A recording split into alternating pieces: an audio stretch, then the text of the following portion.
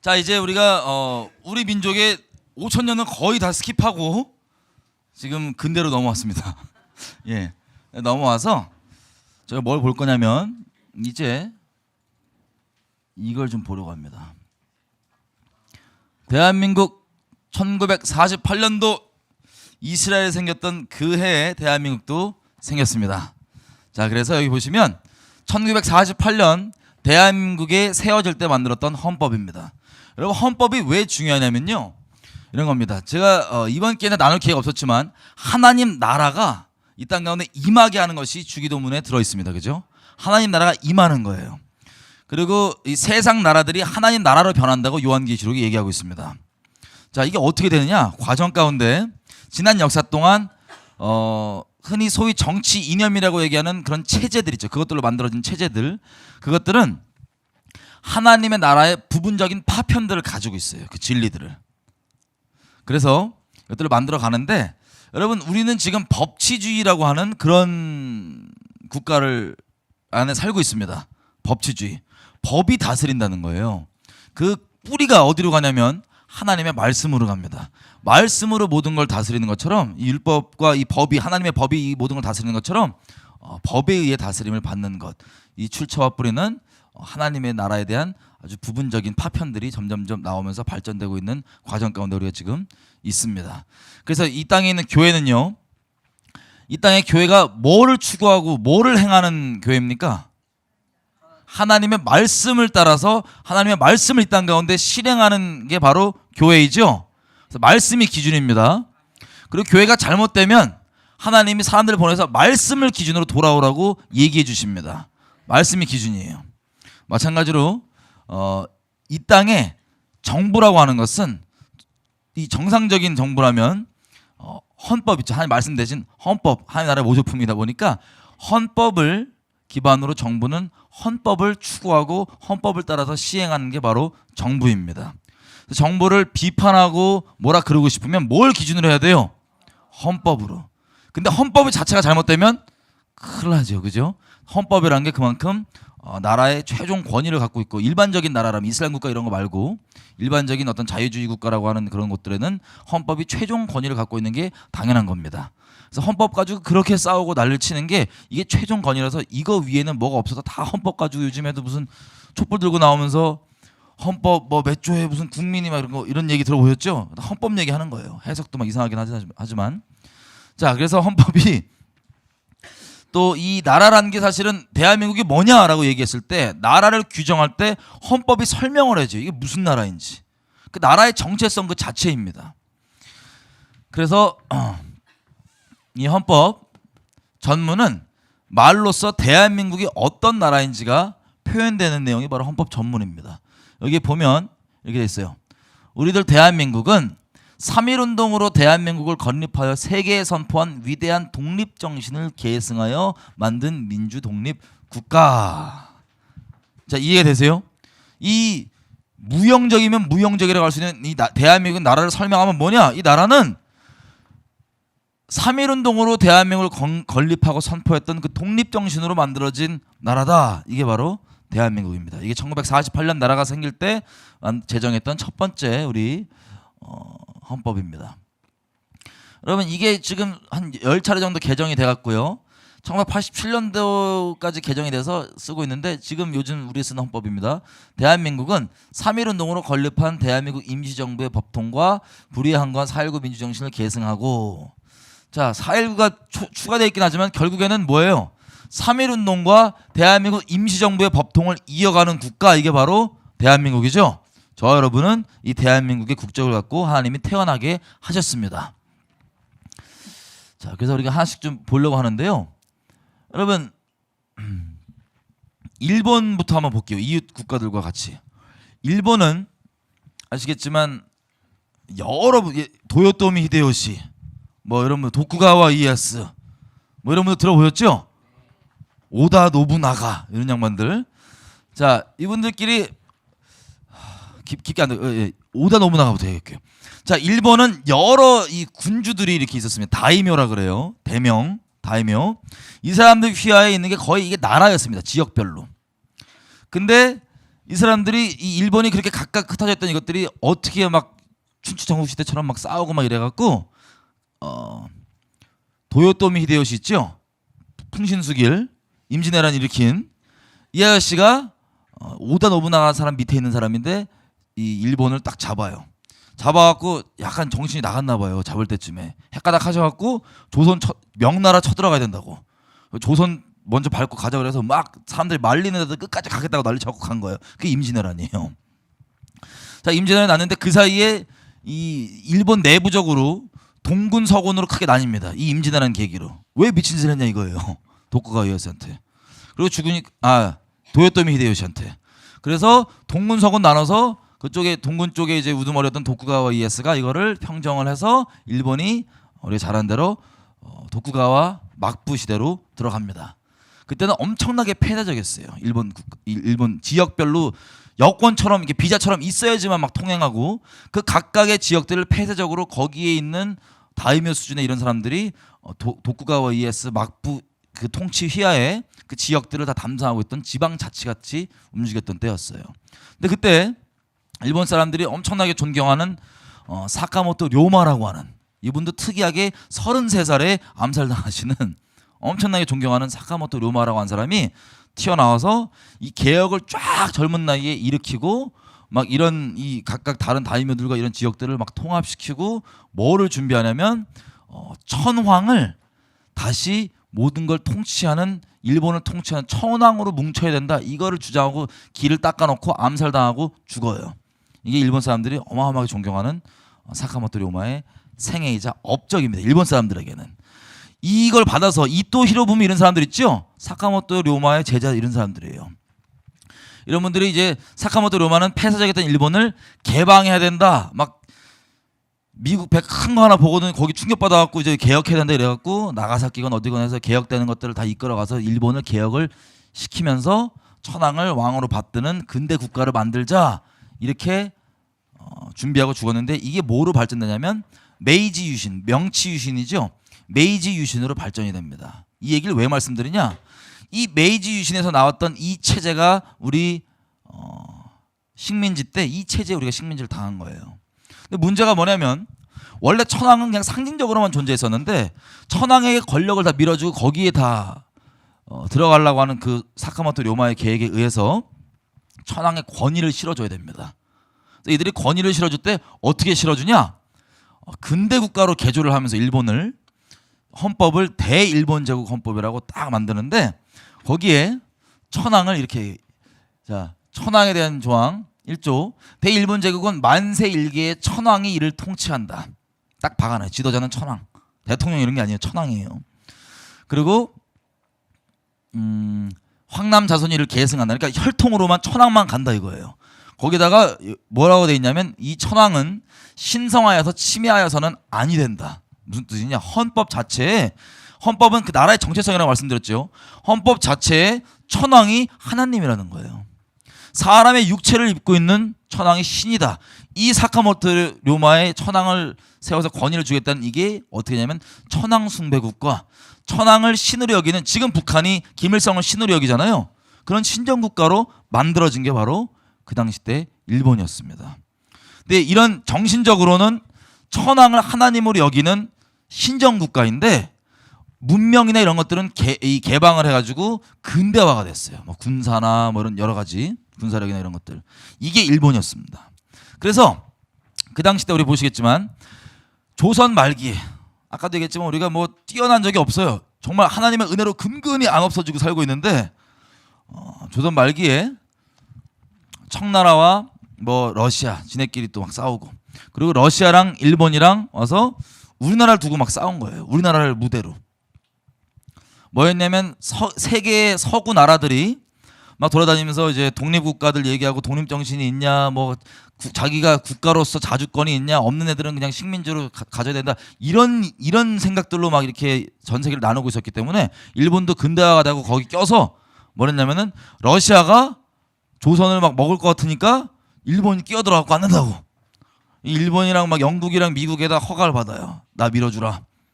저 보니까 조선은 아직 애들이 독립정신이 없어요. 자주성이 없어갖고 내가 조금만 보호자로서 데리고 있다가 내가 얘네가 독립정신이 생기면 그때 독립시켜 줄게라고 하는 알량한 거짓말로 세계 서구 나라들을 꼬셔서 그리고 러시아, 우리나라에 들어있던 러시아랑 싸워서 우리나라를 무대로 전쟁으로 이깁니다. 일본이. 그래서 우리나라를 잡아먹고 그 당시 때 우리나라는 미국이랑 사실 서로 협약을 맺은 게 있었어요. 그 당시 때 조선 말기. 그럼에도 불구하고 가스라 테프트 밀약이라는 게 뭐냐면 가스라라고 하는 일본 저쪽 고위 관료랑 이제 만나갖고 미국이랑 우리 세상 말로 쇼부를 본 거예요. 그 협약 됐고 그러면 조선은 일본한테 넘긴다. 미국이 그때 우리 배신했습니다. 그래서 그 묵인 하에 일본이 우리를 꼴깍 삼켰던 바로 그때부터 제가 이야기를 시작하겠습니다. 자, 우리 근대사에 대한 정치적인 배경이 좀 이해가 되시죠? 그때 영적으로 보면 생각해 보세요. 영적 전쟁 기준으로 보면 자, 여자의 후손이 어디로 올까 마귀가 엄청 이렇게 긴장하고 보고 있다가 벨렉과 욕단 셈 얘기할 때만 해도 그렇게 둘이 봤을 거예요. 근데 벨렉 쪽으로 쭉 이어지는 아브라함 집안에 자, 욕단이 절로 간단 말이에요. 아리랑 막 가요. 아리랑 뭐 고개를 넘어간다가 막 산 타고 넘어가서 정착을 딱 했는데 마귀 입장에선 긴장되잖아요. 얘네가 더 후보였을 수도 있어요. 왜 다 바벨탑 쌓고 있었으니까. 그죠? 벨렉도 그렇고 아브라함 집안도 여호수아 24장에 얘기하는 것처럼 바벨탑 쌓다가 우상 숭배하다가 돌아온 거예요. 벨렉 집안도. 근데 욕단은 갔나 봐요. 가갖고 언어가 흩어지기 전에 아마 갔기 때문에 이 가장 오래됐다고 하는 수메르어랑 우리나라 말이랑 비슷한 것 같아요. 그래서 언어가 흩어지기 전에 왜 아리랑이냐? 저거 바벨탑 쌓으니까는 그냥 싫어갖고 떠났나 봐요. 바벨탑 쌓는데 동쪽 메사에서 출발했죠. 다들 여기 모여 있는데 문명도 없는데 그냥 떠나간 거예요. 새 땅을 찾아서. 그렇게 갔다가 마귀 입장에서 긴장을 했을 거 아니에요. 이놈들일까? 한 애들은 여기 있고 바벨탑 쌓고 잘 있고 한 애들은 저로 갔어요. 근데 이 얘기를 왜 말씀드리냐 보세요. 멀리 가 있는데 결국에는 아브라함을 불렀잖아요. 그러면 마귀가 이거 접은 거예요. 일단 여기 됐고 얘다. 여기에 이제 초점 집중을 해서 그 영적 전쟁을 기준으로 제가 말씀을 어제 쫙 드렸던 겁니다. 그런데 1800년대 중순부터 말부터 무슨 일이 벌어지냐면 하나님의 복음이 슬슬슬슬 저 끝에 있던 이 민족에게 들어오기 시작하는 거예요. 결론적으로 얘기하면 부흥이 났죠. 긴장한 겁니다. 이게 뭐랑 맞물리냐면요. 이스라엘이 오랫동안 나라가 없이 떠돌아다니다가 1800년대 말쯤부터 나라가 생기게 됐다고 할 그때 우리나라에게는 복음이 빵 들어옵니다. 그래갖고 자, 물리적 육적으로는 지금 이스라엘이 생기면 돼야 안 돼요. 마귀 입장에서 안 되죠. 그래갖고 얘네가 난리쳐서 일으켰던 대학살이 홀로코스트였잖아요. 그때 그 독일과 동맹이 어디였습니까? 일본이었어요. 일본. 여기는 독일을 통해서 이렇게 대량 학살이 있고 이쪽에는 우리나라 쪽에는 일본을 통해서 핍박이 들어오고 정체성 말살이 들어오고 신사참배가 먹은 이런 하나님의 부르심을 회방하려고 하는 그것들이 나왔습니다. 또 우연히 둘이 동맹이에요. 그죠? 일본이랑 독일이랑. 자, 직간접적으로 연결이 있다고 제가 말씀드렸어요. 이런 얘기 이제 해도 너무 생소하진 않으시죠? 적당히 할게요. 예. 그렇게 돼 있던 상황인데 자, 보십시오. 제가 아까도 말씀드렸지만 왜 우리 옛날 이 과거들이 다 기록들이 많지가 않냐? 일제시대 때 다 태워버렸어요. 이건 우리의 영적인 부르심이 이어지는 걸 막으려고 했다고 저는 생각합니다. 그 유업이 이어지고 부르심이 딱 터져나가는 걸. 근데 어쨌든 복음이 들어올 때부터 얘기를 해보면 우리나라 복음 들어올 때 내용들을 들어보면 참 특이해요. 말씀이 막 먼저 들어옵니다. 그리고 내부적으로 우리나라 사람들이 막 자발적으로 믿고 뒤집어졌던 게 우리 민족의 교회가 생겨나게 된 어떤 시작점이었어요. 하나님께서 많은 선교사들을 보내셔서 이 땅 가운데 미랄이 되게 하시고 소중한 것들이 이 땅 가운데 묻고 대가를 지불해 주셨지만 먼저 얘기해 보면 토마스 선교사님, 여러분 잘 아시죠? 우리나라에 처음 이제 왔다고 하는 개신교 선교사님입니다. 북한에서는 이 제너럴 셜먼호를 타고 오셨었는데 토마스 선교사님이 그 제너럴 셜먼호 불태워서 없앤 걸 자랑으로 생각해요. 미제 저 양키들 저 막았다고. 근데 우리 실상은 알지만 그 배에는 우리 토마스 선교사님이 타고 계셨습니다. 토마스 선교사님은 웨일즈, 영국 웨일즈 출신인데 아주 잘 나가시는 분이었어요. 어떻게 잘 나가냐? 세상 기준으로 봤을 때 무지 똑똑합니다. 10개 국어를 내요. 10개 국어를 하고 14살 때 옥스퍼드에 장학생으로 입학이 됩니다. 안 하다 14살이면 우리 몇 학년이에요? 중1이 옥스퍼드에 장학생 입학이에요. 근데 나이가 너무 어려서 다니진 않고 그냥 다음 사람한테 넘겼습니다. 그 정도로 머리가 좋아요, 안 좋아요? 세상에 10개 국어를 뭐 쉽진 않잖아요. 그죠? 10개 국어를 하고 머리가 좋았던 사람입니다. 그리고 주님을 무엇보다 사랑했어요.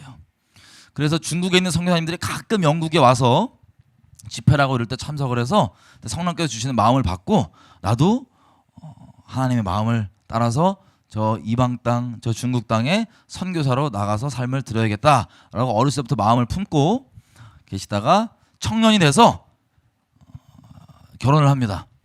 또 토마스 선교사님 아내는 엄청 갑부집 딸내미예요. 그 지역의 웬만한 땅 소유가 토마스 선교사님 장인어른 거였어요.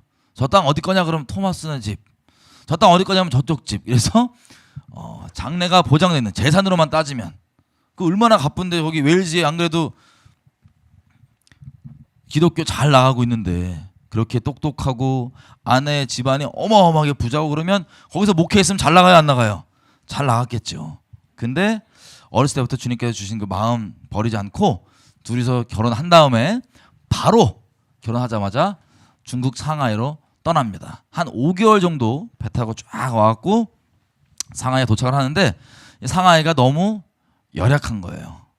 왜냐면 지금 우리 중국 가도 막 위생 상태 어렵다고 힘들어하시는 분들 많잖아요. 중국이 많이 나아지긴 했지만 비하하는 거 아닙니다. 막 위생 상태 어렵다고 막 그러는데 1800년대 중순쯤에 중국은 장난 아니었겠죠. 예. 그래서 아무리 상하이가 개방돼서 외국인들이 많이 있다고 해도 어려웠을 거예요. 그래서 한 런던 선교회에서 파송받아 나갔는데 그 선교회에서 같은 집에 두 선교사님 가정이 쉐어를 하는 거기에 정착을 하게 됐습니다. 그리고 정착한 지 얼마 안 지나서요. 이제 처음 우리도 선교 가고 그러면은 이제 비전 트립을 좀 다녀요. 왜냐하면 하나님 안에서 내가 어떤 일을 할 수 있을까 좀 기도해 보면서 이렇게 파악도 하고 하나님 음성도 듣고 마음 좀 받으려고 이제 다니는 단기 선교랑 비슷한 거예요, 그죠? 그걸 하려고 이제 토마스 선교사님이 중국 내륙으로 혼자 들어갔어요. 왜냐하면 아내분이 그 척박한 땅에서 이미 임신 상태였기 때문에 정말 완전 신혼 중에 신혼이죠. 그래서 아내를 두고 혼자 한구라고 하는 그 중국 내륙으로 단기 선교를 들어갑니다. 비전 트립을. 근데 들어가서 갔다 오는 사이가 얼마 되지도 않는 시간인데 한 들어간 지 13일쯤 됐을 때 결론적으로 얘기하면 그 토마스 선교사님의 아내가 죽어요. 왜 죽냐면 그 거기서 만나서 사귀게 된 동료 선교사, 미국 선교사가 죽으니까 그게 충격이 돼갖고 유산을 하고 하혈을 하는데 하혈이 뭘 해도 막아지지가 않았던 거예요. 그래서 하혈이 안 막아지고 피가 계속 나오니까 그 위생 상태 거기서도 막 바이러스 들어가고 감염되고 이래서 결국에는 그 많은 재산들 다 버리고 그 꽃다운 나이에 남들 가지 않는 길 가겠다고 따라왔던 이 토마스 선교사님 사모님이 그 자식과 함께 상하이에서 죽습니다. 토마스 선교사는 엄청나게 충격이 컸겠죠. 왜냐하면 자기 딸은 그거 다 버리고 뭐 그런 마음 가졌는지 모르겠어요. 그래도 세상 기준으로 봤을 때 다 버리고 하나님 마음 따라서 여기 와갖고 큰 기대가 있었을 거 아니에요. 비전 트립을 왜 가요? 내가 여기서 어떤 사역을 하고 뭘 해서 수많은 잃어버린 영혼들이 주님께 돌아올 거 하는 부푼 기대감과 설렘을 갖고 청년인데 청년 20 중반이에요. 와서 갔다 온 건데 갔다 오는 사이에 떨어진 결과는 자기 아내가 죽었다는 거예요. 자기 자식도 얼굴은 못 봤지만 뱃속에 있는 자식과 아내가 죽었어요. 그게 선교를 가자마자 얻게 된 결과였습니다. 토마스 입장에서. 참 우리가 그냥 지난 일로 얘기해서 그렇지 이게 그 상실감과 그 마음이 설명하기가 어려울 정도입니다. 저도 이 나라 저 나라 다니면서 그리고 우리 양화진에 있는 선교사님들 막 무덤 가보고 이렇게 하면서 하나님 앞에 많이 울게 됐습니다. 왜냐면 이런 것들이었어요. 제가 네팔을 단기 선교를 갔는데요. 네팔은 그 산지를 가면 기본적으로 해발이 백두산보다 높아요. 거기에 막 집도 있고 현지인분도 교회도 당연히 거기 있죠. 신방 가는데 막 4시간 걸어가고 막 그랬어요. 목사님이. 새벽기도 간다고 막 이 사람들이 몇 시간 걸어오고 막 예배하고 또 가고 막 이래요. 그 산지에서 믿음 생활 하겠다고. 근데 거기 가서 이제 있는데 하루는 그 현지 목사님이 웬 무덤 교회 근처에 있는 무덤으로 데리고 가시더라고요. 무덤에 가서 이런저런 이제 얘기를 듣는데 그 무덤이 뭐냐 했더니 그 지역에 한국 선교사님이 와 계셨대요. 가족들이랑 다 같이. 근데 그 무덤이 고산지대다 보니까 산소가 그 뭐라 그러더라 하여튼 산소가 좀 딸리는 뭐 그게 있나 봐요 갑자기. 예? 고산병이에요? 예. 뭐 그건지 정확히 모르겠지만 하여튼 뭐 산소가 이렇게 딸리는 게 있나 봐요. 죄송합니다. 제가 짧아갖고 지식이 짧아서. 그 학교 짓고 이렇게 선교사님들이 이제 사역을 하려고 그러는데 하는 중에 하루 눈 떠봤더니 자식이 다 숨을 못 쉬어갖고 싸늘하게 죽어 있는 거예요. 여러분 이거 요즘 일어나는 일입니다. 선교 가신 선교사님들, 우리나라 분들, 여러분 그 마음이 상상이 되세요? 참 그 네팔 화장실에 휴지 없어요. 물로 이렇게 해야 돼요. 뭐 예를 들면 그런 그 불편하셨겠죠. 근데 그래도 그런 것들 다 제하고 하나님 마음 따라서 가겠다고 했는데 결국에 얻어지는 결과가 자식들 그냥 하룻밤에 다 잃어버리는 거예요. 그냥 하룻밤에. 그래서 물어봤습니다. 그분들이 참 너무 마음이 아파갖고 물어봤어요. 그분들 어땠냐고 그랬더니 자녀들 죽은 다음에 너무 감사했다는 거예요. 계속 울면서. 어떻게 우리 이런 순교자 자식 주셨을까 하면서 막 울면서 계속 감사했다는 거예요. 근데 그 감사했다고 하는데 제가 마음이 너무 아픈 거예요. 왜 아프냐? 여러분 그렇게 순교하면 천국 갈 거 압니까 모릅니까? 머리로는 알아요. 정말 알아요. 하지만 부모 입장에서 자식 아무리 천국 갔다 그러지만 거기서 죽었다 그러면 참 얼마나 가슴 아프겠어요. 하나님께 감사하고 그 믿음 일치했고 막 그러셨는데 같이 갔던 그 어떤 선교사님이 그 같이 갔던 그러더라고요. 이 선교사님들 그 자식 잃어버린 지금 사역지를 바꾸셔서 다른 데로 가셨는데 그 아내분이 이렇게 뭐 자궁을 덜어내는 수술 뭐 그런 걸 하셨나 봐요. 어떤 원인 때문에 모르겠습니다. 무슨 뭐 문제가 있었는지 뭐가 있었는지. 근데 그 얘기 들으니까 더 슬픈 거예요. 더 마음이 깨지는 거예요. 왜? 머리로는 알지만 하나님께서 순교자 자식 주셔서 영광이고 자식이 천국에 있는 거 이미 알지만 사실 부모로서 그걸 또 겪기는 어려운 일일 거예요. 그죠? 엄청 하나님 앞에 어렵습니다. 그분들 좀 만나뵌 적은 없지만 위로해 주시고 붙잡아 주시고 그 마음 잃지 않게 해주시고 그 우리를 위해서 자식 내어줬다는 그 마음이 어떤 것인지 이제 감히 진짜 직접 아시는 마음이잖아요. 하나님의 마음이 어떨지 그 깨어진 심령 그 상한 심령 하나님 열방우에서 잘 사용하여 주십시오. 그 귀한 마음 잘 하나님께서 계시는 그곳에서 아버지 마음 흐르는 통로가 되게 해주십시오. 막 기도했었습니다.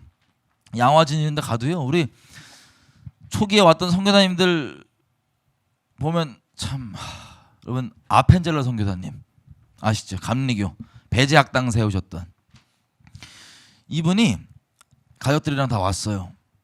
여러분 이 선교사님들이 와 있을 때 우리나라 사람들이 얼마나 참 핍박을 했든지 이기풍 목사라는 분이 있어요. 네, 이분이 우리나라 처음 선교사예요. 제주도로 선교 나간. 근데 이 형님이 반 건달이셨어요. 이기풍 우리 선배님이 반 건달인데 그 사무엘 머펫이라고 하는 마포 삼렬 이름이에요. 한국 이름이 마포 삼렬이라는 분이 막 전도하니까는 저 양귀신 저거 와갖고 막 전도한다고 돌로 턱을 팍 치면 피 팍 터지고 기절하면 쌤통에다 이러고 가시는 막 그런. 그리고 또 이런 분들이 또 은혜가 커요. 이런 분들. 그러니까 제주도 가서 두드려 맞고 맨날 밥 못 먹고 그러면서 겨우겨우 전도하고 그랬던데 나중에는 본인이 한 짓이 있으니까. 바울도 그러잖아요. 자꾸만 핍박하고 돌아다니까 소가 뒷발질하면 네 발만 아프다. 이래갖고 낚여갖고 바울이 지금 한 짓이 있으니까 계속 돌아다니잖아. 우리 형님 가서 위로 좀 해드려야 돼요. 자, 이런 식으로 막 선교사님들이 있으면 가갖고 아주 우리나라 한 또 목사님은 당돌하게 소년 때 가갖고는 문 뚫고 막 돌 던지고 막 어쩔 건데 이런 식으로 쳐다보고 있다가 싸울 마음인데 또 선교사님이 생각해보세요. 우리 그 초가집 이런 데 와갖고 지금 그런 데 있다가 이제 그런 마을에서 사는데 와갖고 어떤 소년이 돌 던지고 뭐 봤더니 막 누가 이렇게 시끄럽게 굴고 막 괴롭히나 봤더니 어떤 어린 놈이 딱 이러고 있어.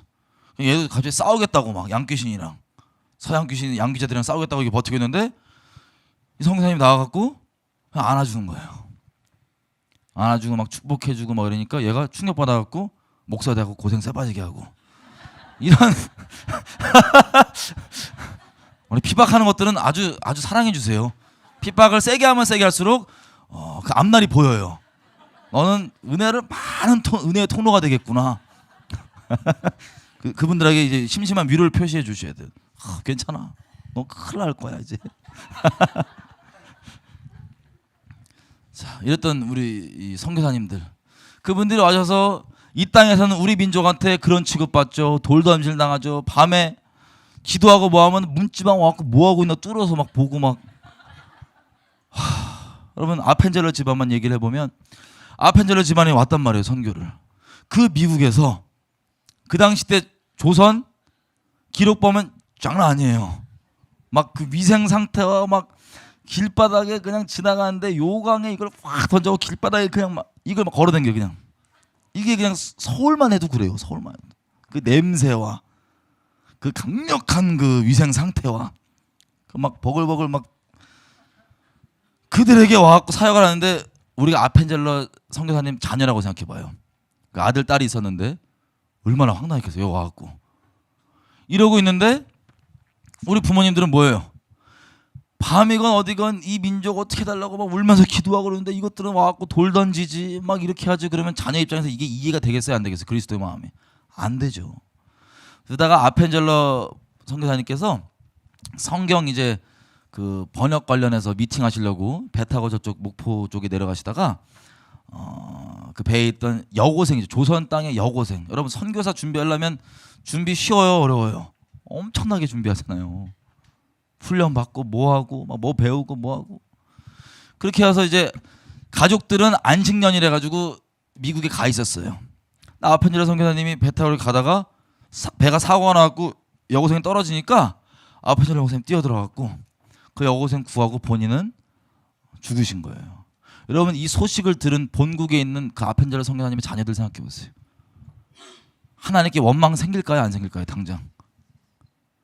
우리 엄마 아빠는 그렇게 저 맨날 욕하고 막 수군거리고 막 시비 걸고 막 돌 던지고 이런 이 미개한 이 민족을 위해서 맨날 울면서 기도하고 뭐하다고 이렇게 고생하는데 어린 마음에 그냥 그러느냐 하고 있었지만 그 누구도 알아주지 않는 무명의 어떤 조선의 한 여고생 하나 구하겠다고 자기 아빠가 죽었으니 하나님께 원망이 되겠냐고 안 되겠냐고 엄청난 원망이 되는 거예요.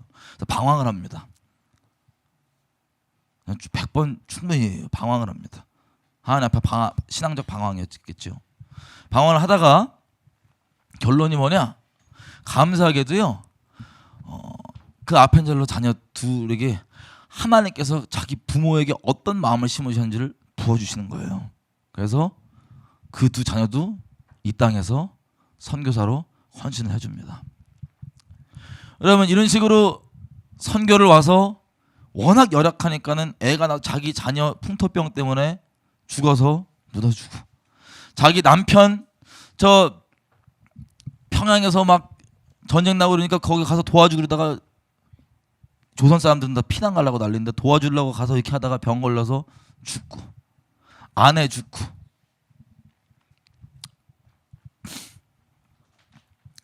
그렇게 해서 본국 교회 돌아가면 막 그 교회에서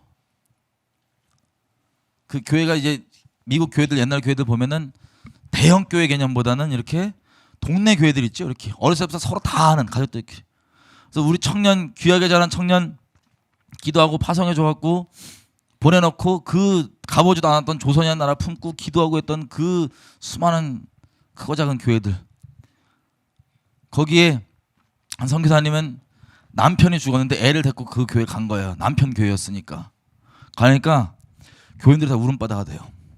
왜 울음바다가 되냐?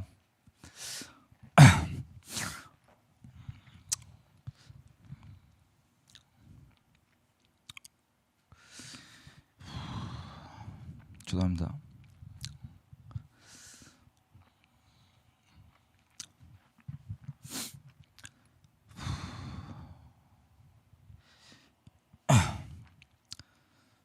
자기들이랑 평생 같이 자랐던 동네 같은 교회에 같은 애 간 거 아니에요. 그래서 자기네 농사하면서 돈 모으고 뭐한 거 뭐하고 맨날 이제 보내주고 막 그래갖고 조선을 품고 있었는데 죽었다는 소식을 듣고, 그리고 그 땅에서 이제 결혼했던 미국 선교사랑 결혼했다는 소식을 듣고 남편 죽은 소식 전화를 그 교회 갔는데 그 조선에서 난 아이 얼굴을 보니까 그 교회에서 같이 자랐던 그 청년 죽었던 얼굴 그대로 있는 거예요. 그거 보고 더 조선 품겠다고 막 일어서고 기도하고 나서고. 우리는 다 알지 못하지만 하나님 수중에서 정말 보배롭고 존귀히 여긴다고 하는 그 말씀처럼 우리에게 많은 대가들을 지불해 주시고, 이분들이 이 땅에 와서 자기에게 정말 소중한 것들 다 가슴속에 묻어가면서 이 땅에 버리지 않고 하나님 마음 따라서 헌신을 해주셨습니다. 그래서 거의 5,000년 동안 하나님 없이, 하나님 모르고 우상 숭배에 팔려있던 이 민족 가운데 예수님 누군지 알게 해주시고 그 십자가의 복음을, 십자가의 대가를 지불해 가시면서 십자가의 방법으로 우리 가운데 전파를 해주셔서 우리가 지금 이 자리에 이렇게 앉아있을 수 있었던 겁니다. 그 중에서 이제 큰 맥을 따라서 얘기하려면 토마스 선교사님을 계속 얘기를 해보면 이분도 마찬가지로 자기 그 사랑하는 아내를 잃어버린 거예요. 선교 왔다가. 그리고 또 그 같이 집안에 있는 그 사람들에게도 인간적인 마음으로 어려움이 있었겠죠. 아내가 죽을 때 뭐 했냐 이런 마음이 있었을 거 아니에요. 그래서 런던 선교회를 그만두고 세관으로 잠시 일을 하십니다. 세관 일하면서도 이제는 그렇게 하나님께서 자기의 신부를 잃어버렸다고 얘기하고 자기 자녀를 우리를 위해 내줬다고 하는 그 말이 단순히 가르치는 교리를, 그리고 성령이 주시는 그 이 찔끔한 마음이 아니라 인생 가운데 새겨진 그 깨어진 심령으로 살게 되는 이분들 중에 하나가 된 거예요. 토마스 선교사님이. 그러고 있는데 세관으로 일할 때 조선, 여러분 그 당시 때 조선은요 쇄국 정책을 쓰고 있었습니다. 참 이게 아이러니한 게요, 일본이나 중국 같은 경우는 그 서양 강대국들에 쫄아갖고 싸우면 지든 가해서 어쨌든 개혁 개방이 다 됐단 말이에요. 근데 프랑스 천주교인들 죽여버리고 우리가 막 신부들 죽여버리고 이래갖고 프랑스가 배번했더니 싸웠더니 또 얼떨결에 이겨요. 우리가 참 특이해. 막 이기고 뭐 제너럴 셔먼도 마찬가지죠. 미국에서 보낸 것도 이기고 막 이러니까 쇄국 정책으로 쭉 가는 거예요. 계속 쇄국 정책으로. 참 무슨 이게 운명의 장난인지. 하여튼 그렇게 쇄국 정책이었던 그 당시 때도 쇄국 정책이었어요. 왔다 갔다 했던 이 조선 사람들 흰옷 입고 막 왔다 갔다 하는 거예요. 중국 사람과 다르게 흰옷 입고, 우리 이 백이민족이잖아요. 왔다 갔다 하는데 하나님께서 마음을 주셨나 봐요. 토마스 선교사님한테. 그래서 이 선교사님이 조선을 마음에 품습니다. 하나님 마음을 따라서. 조선을 위해 막 준비를 해요. 그래서 왔다 갔다 하는 사람들한테 조선말도 좀 배우고, 그리고 중국어로 돼 있는 성경들 이거 좀 번역해달라고 그래갖고 번역해갖고 쪽복음을 몇 개 들고 비전 트립도 갔다 오고 막 이런 식으로 준비를 착실히 합니다. 그러다가 본격적으로 이제 언제 들어가게 되냐? 여러분 그때 토마스 선교사님과 같이 이 조선을 품었던 분들 중에 이름 대시면 아시는 분들이 뭐냐면 존 로스 같은 분들. 이분이 우리 국정 앞에서 이제 성경 번역해갖고 아시죠? 그 성경 번역해갖고 집어넣으신 존 로스 분 같은 분들도 원래 중국 파송 받았는데 성령께서 마음을 조선에 꽂히게 해갖고 이거 번역하고 하는 거예요. 이런 식으로 몇 분이 같이 토마스 선교사님이랑 조선을 품었습니다. 그리고 먼저 그 중에서 토마스 선교사님이 미국 상선 제너럴 셔먼호가 들어가서 이제 문호를 개방해 보겠다고 하니까 본인이 그러면 통역사로 들어가겠습니다. 그래서 자원을 해갖고 통역관 신분으로 들어옵니다. 들어오는데 참 하나님의 섭리가 기이한데 대동강 있죠. 대동강에 이 평양 안에 있는 이 강 있잖아요. 한강처럼 대동강을 들어가는데 그 큰 배가 들어갈 수가 없어요 원래. 근데 하필 그때 홍수가 나갔고 강이 불어 있어요. 그래서 그 불은 강을 타고 들어온 거예요. 그 큰 배가. 제너럴 셔먼호가 들어와서 물이 빠지니까 좌초돼요 안 돼요? 물이 빠지니까 걸린 거예요. 그래가지고 큰 배가 들어와 있으니까 조선 사람들이 다 서양 큰 배 들어왔다고 구경 가자고 손잡고 구경 다니고 막 순식간에 짧은 시간이지만 명물이 된 겁니다. 사람들이 와서 구경하고 그러다 보니까 토마스 선교사님은 때를 얻던지 못 얻던지 너는 복음을 전파하라.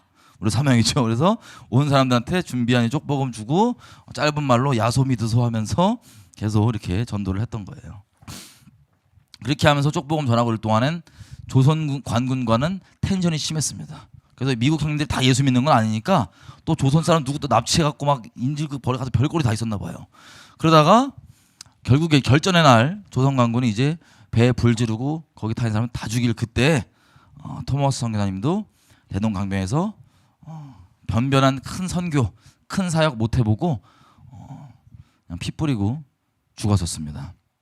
그때 토마스 선교사님 찔렀던 박충근이라고 하는 이 사람 얘기는 제가 기이한 일을 겪었다는 거예요. 오늘 뭐냐? 사람들을 박충근이 몇 명 죽였겠죠. 몇 명인지 모르겠지만 죽일 때 자 사람 죽이려고 그러면 가만히 있어야 아니면 난리가 나요. 싸우든 뭐 소리를 치든 난리를 치든 막 빌든 막 난리가 날 거 아니에요, 그죠? 근데 한 서양인을 죽일 때 이 사람은 죽일 때 보니까는 웃으면서 자기에게 책 주고 이렇게 하면서 그냥 자기 칼을 순순히 받아갖고 창을 받아갖고 죽었다는 거예요. 너무 기이한 거. 딴 사람은 다르게 죽었어. 자 이런 식으로 토마스 선교사님은 피를 뿌리고 죽었습니다. 그럼 세상 입장에서 보면요, 이 선교사님도 그렇게 준비해 갖고 이런 분들이 와서 짧은 분들은 그냥 와갖고 내가 1000만 개의 목숨이 있어도 조선을 위해 바치겠다고 하고 돌아가신 이런 분들도 너무 짧게 있다 갔어요. 여기 와서 이 풍토병 걸리고 뭐 어려움 겪고 그냥 돌아가시는데 토마스 선교사님도 마찬가지예요. 이 부부가 웨일즈 사람들 그 토마스 지역교회 분들 입장에서 한번 생각해 보세요. 그 큰 기대를 갖고 우리 청년 유망받는 머리 좋고 똑똑하고 그리고 큰 지주집이랑 결혼해갖고 이제 야 사역 잘 되겠다 싶었던 이 두 젊은 부부가 들린 소식이 갔더니 바로 죽었다 그러고 아내는 죽으면서도 주님은 내게 존귀하신 분이십니다. 고귀하신 분이십니다. 이러고 죽고 토마스도 뭐 또 새로운 마음을 품었다고 같이 기도하고 막 이랬는데 기도 편지 보내니까요 본국으로 같이 기도하고 그랬는데 저 대동강변 들어서 죽었대요 그냥 젊은 나이에. 얼마나 이게 사람 입장에서 보면 허무하고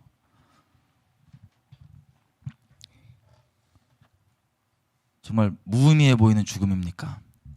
하지만 여호와께서는 성도의 죽음을 귀하게 보십니다. 그래서 이 토마스 선교사님이 돌아가신 다음에 이런 일이 벌어집니다. 평양 대붕 책 보면 다 여기 나와 있어요 이 내용들이. 박영식이라는 분이요. 그 토마스 선교사님이 건네준 그 쪽복음들을 받았어요. 받아가지고 집에 왔는데 이게 너무 재질이 괜찮은 거예요. 그래서 집에 벽지로 도배를 하십니다. 참 벽지를 도배를 해갖고 말씀의 집이 돼요. 말씀의 집이 돼갖고 이렇게 나도 벽지로 도배하고 싶다. 이런 장사하시는 분 없죠? 이런 거 없죠? 벽지로 말씀을 도배할 적이에요. 그래가지고 이 말씀의 집을 최칠량이라는 사람한테 팝니다. 최칠량이라는 사람한테. 최칠량이 이걸 뭐로 운영하냐면 여관으로 운영을 해요. 자, 말씀의 집인 말씀의 여관이에요. 말씀의 여관이 운영이 되는데 나중에 선교사님들이 하나 둘씩 들어와서 아까 얘기했던 마포 삼열 목사님 있죠? 시급하시고 어려움 많이 겪으셨던 마포 삼열 목사님이 자기 제자랑 이제 평양에 와서 뭘 할 수 있을까 잠깐 또 비전틀이 왔을 때 그때 머물렀던 숙소가 그 최치량의 여관이에요. 장대제 언덕에 있던 여관인데요. 거기서 숙소에 머물다 보니까는 이게 뭐하다 도배돼 있어요. 말씀인 거예요, 전부 다. 그래서 야 이거 하나님 부르심이 있다. 최치량 여관집 주인에게 전도를 합니다. 그랬더니 여관집 주인이 뒤집어주고 믿어요. 감사하게 믿은 이후에 이 최치량이 자기 여관을 예배당으로 헌납을 합니다. 이 교회가 장대제 언덕에 있던 나중에 장대연 교회라고 불리는 그 교회입니다. 세상 사람들 볼 때는 이 죽음이 아무런 의미 없어 보이지만 하나님께서는 그 죽음을 귀히 보시고 반드시 그 터 위에 하나님의 놀라운 일들을 행하십니다. 이 토마스 선교사가 이렇게 왔던 이게 이렇게까지 전해져서 장대연 교회가 탄생을 한 거예요. 여러분 장대연 교회는 잘 아시겠지만 나중에 웨일스에서 부흥이 나고 그 부흥의 불이 인도로 붙고 인도에 붙은 그 불이 이제 또 딴 데로 옮겨가려고 뉴욕에 있는 어떤 한 미국 사역자가 한국이 목적이 아니었어요. 중국에 이 부흥 소식을 전해주려고 지나가다 잠깐 들러요. 한국에. 그 잠깐 들릴 때 또 하필 장대연 교회를 들러요. 그래서 그때 하필 장대연 교회에서 부흥을 도전을 해요. 이렇게 부흥이 지금 나고 있는데 이 민족 가운데 부흥을 위해서 누가 헌신할 거냐라고 도전했더니 한 양반이 슥 일어납니다. 이분의 성함이 길선주 장로님이십니다. 이분이 낚이셔갖고 아시죠? 목사님 돼서 1907년에 대부흥이라고 하는 그 부흥의 주역이 되는 바로 그 길선주 목사님이셨습니다. 자, 원산부터 시작해서 부흥이 조물조물 나고 이게 퍼져 나가다가 조짐이 이렇게 준비가 되고 평양에서 사경을 쫙 인도하다가 부흥이 터진 거예요. 그래서 이 부흥이 100만 명을 구원하겠다고 하는 100만인 구령 운동으로 번져나가고 이렇게 쭉 퍼져 나갔습니다. 자, 그 우리 민족의 초대교회만 해도요. 자기가 예수 믿는 것과 그리고 나라에 대한 것들이 그다지 별개로 여겨지지 않았던 때입니다. 왜 그랬냐면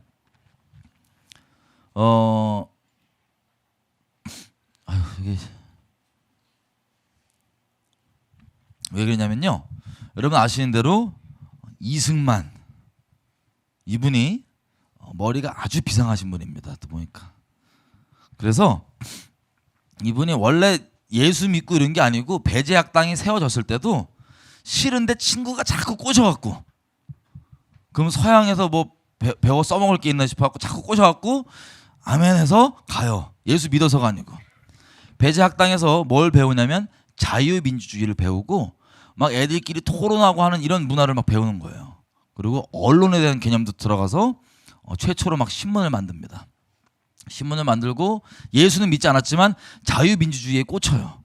와, 우리 평생 우리 민족은 왕이 있으면 거기에 무조건 조아리면서 죽을 때까지 충성인데 왕이 아주 개차반 왕이라도 충절을 지킵니다. 이렇게 돼야지 이제 충성인데 자유민주주의 예를 들어봤더니 국민이 뽑는데요.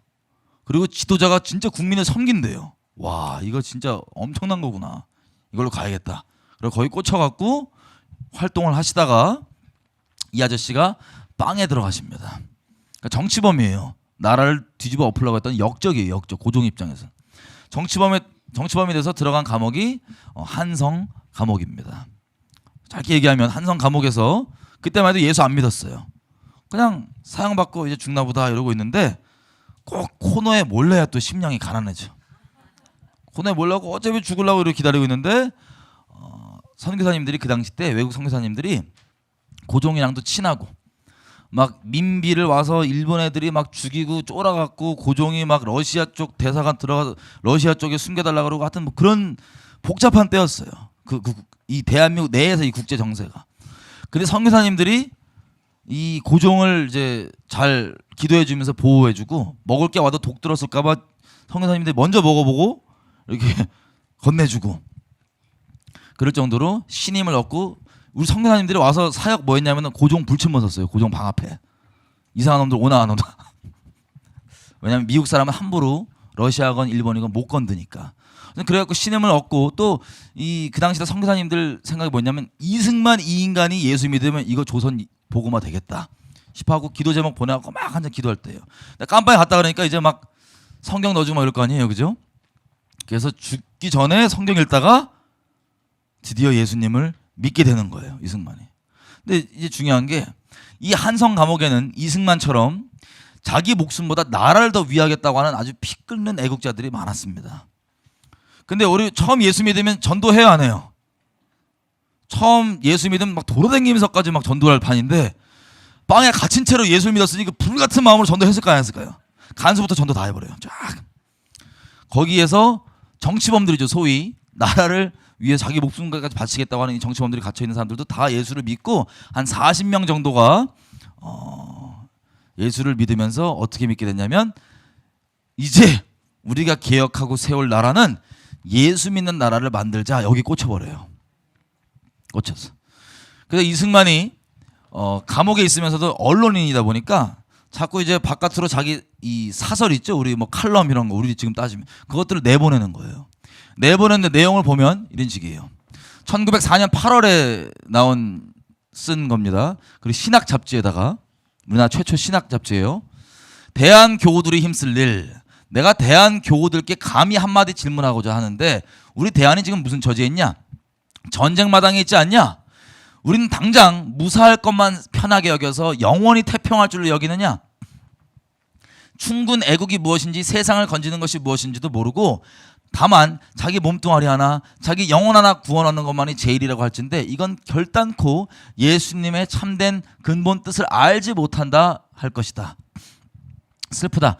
우리 민족이, 우리나라가 살 수 있는 유일한 신랄 같은 혈맥은 다만 예수교에 달렸거늘. 무슨 뜻이냐? 이 민족의 유일한 소망은 예수밖에 없다 이거예요. 이 민족이 살아날 길은 뭘 이걸 하고 저걸 하고 되는 게 아니고 오직 예수교밖에 없다는 거예요. 그거밖에 없는데, 그래서 우리가 이 진리를 전도하자는 거죠. 성경의 이치를 전국에 전파하여 각 사람마다 지금 우리가 무슨 처지에 놓여 있으며 어떻게 하면 우리가 동포와 나라들을, 영혼과 국가를 일체로 구원할 것이며 또 동포와 나라를 구원하려면 정치, 법률 이런 것 가운데 있기 이전에 교화로서, 뭘로요? 복음을 전함으로써 영혼이 복음을 믿게 되는 이 교화로서 사람의 마음을 풀어놓음에, 다시 얘기하면 죄의 권세로부터, 사단으로부터 진리가 자유케 하는 그 자유함을 입게 함으로 마음을 풀어놓음에 있는 줄로 깨닫게 하여 한 명이라도 돌아와서 우리와 함께 일꾼이 될 것인데 얼마 만에 전국이 모두 충군 애국하며 자주 독립하는 동포가 될지니 무슨 걱정이 있으며 무엇이 부족하리요? 어서 바삐 일들을 하여 전국 사람이 하나도 모르는 자 없도록 힘쓰고 나갑시다. 뭐예요? 전도를 빡세게 하라 이거예요. 전도를 빡세게 하고, 이 나라가 이 모양 이 꼴에 처해 있는데 너 혹시 설마 네 몸뚱아리 하나 구원받는 게 전부라고 생각하냐? 그거는 예수의 뜻을 모르게, 예수님의 근본 뜻을 몰라서 그런 거고, 이 나라 민족이 살 수 있는 유일한 길은 예수 교회에 달려있다. 이 복음에 달려있다. 정치, 법률 이전에 사람이 복음을 믿고 자유케 되면, 진리로 자유케 되면, 예수님께 매이게 되면 진정한 나라 사랑과 자주 독립 정신이 무엇인지를 알게 되니까 여러분들 한 명도 복음을 못 든 사람 없도록 열심히 다 전도를 합시다. 이게 바로 이승만이 안에서 내보낸 편지 중에 하나입니다. 그럼 봐도 알겠지만 이승만이 나라에 대한 소망을 어디 두고 있어요? 예수 믿는 나라에 두고 있는 거예요. 이게 그 신학 월보입니다. 그래서 이 예수 믿는 나라는 고려를 불교로 만들고 조선을 유교로 세웠듯이 우리가 앞으로 세울 대한민국은 예수 믿는 나라로 세우겠다고 아주 작정을 하고 기도했던 무리가 이 한성 감옥 안에 있는 그 40명 무리입니다. 여러분, 우리 데이비드 선교사님도 몇 번 얘기하셨지만 독립정신이라고 이 감옥 안에서 20대 청년이었던 이승만과 그 안에 있는 분들이 기도하고 쓴 내용들이에요. 이승만이. 그 내용이 뭐냐?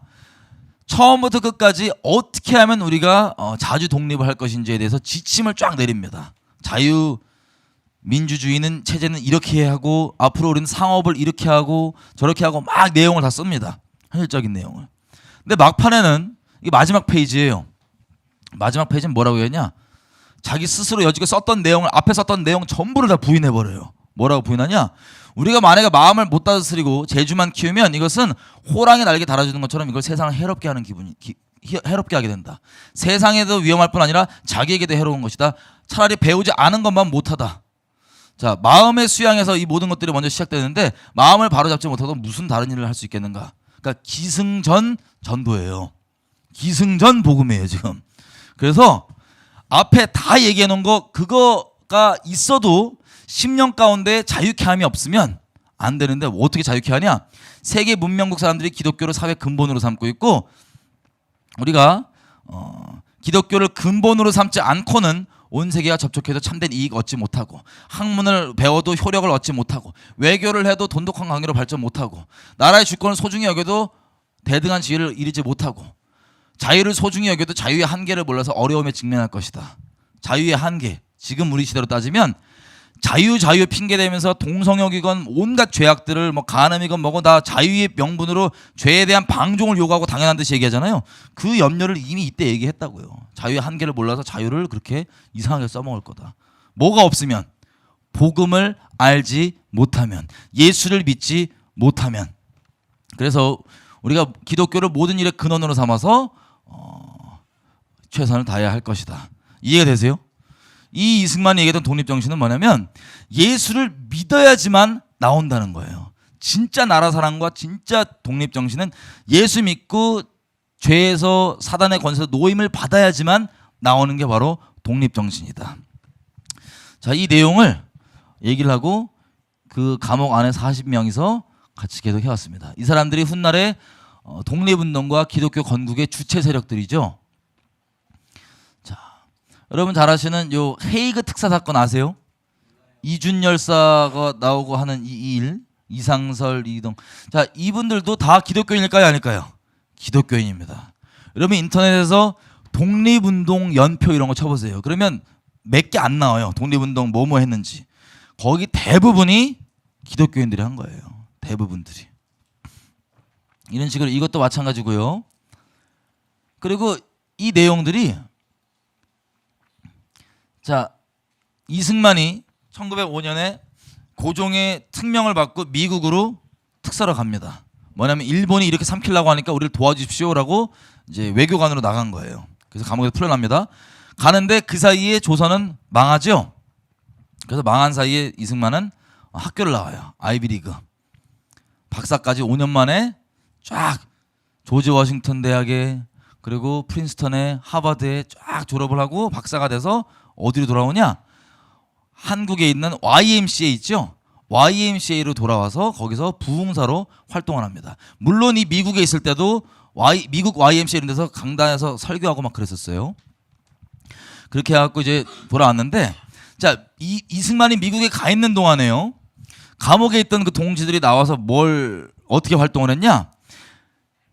그 언더우드 선교사님과 다른 몇 분이 같이 만든 YMCA를 주축으로 이 기독교인들이 나라 세우겠다는 사람들이 모여서 독립운동을 막 주축이 돼서 했던 거예요.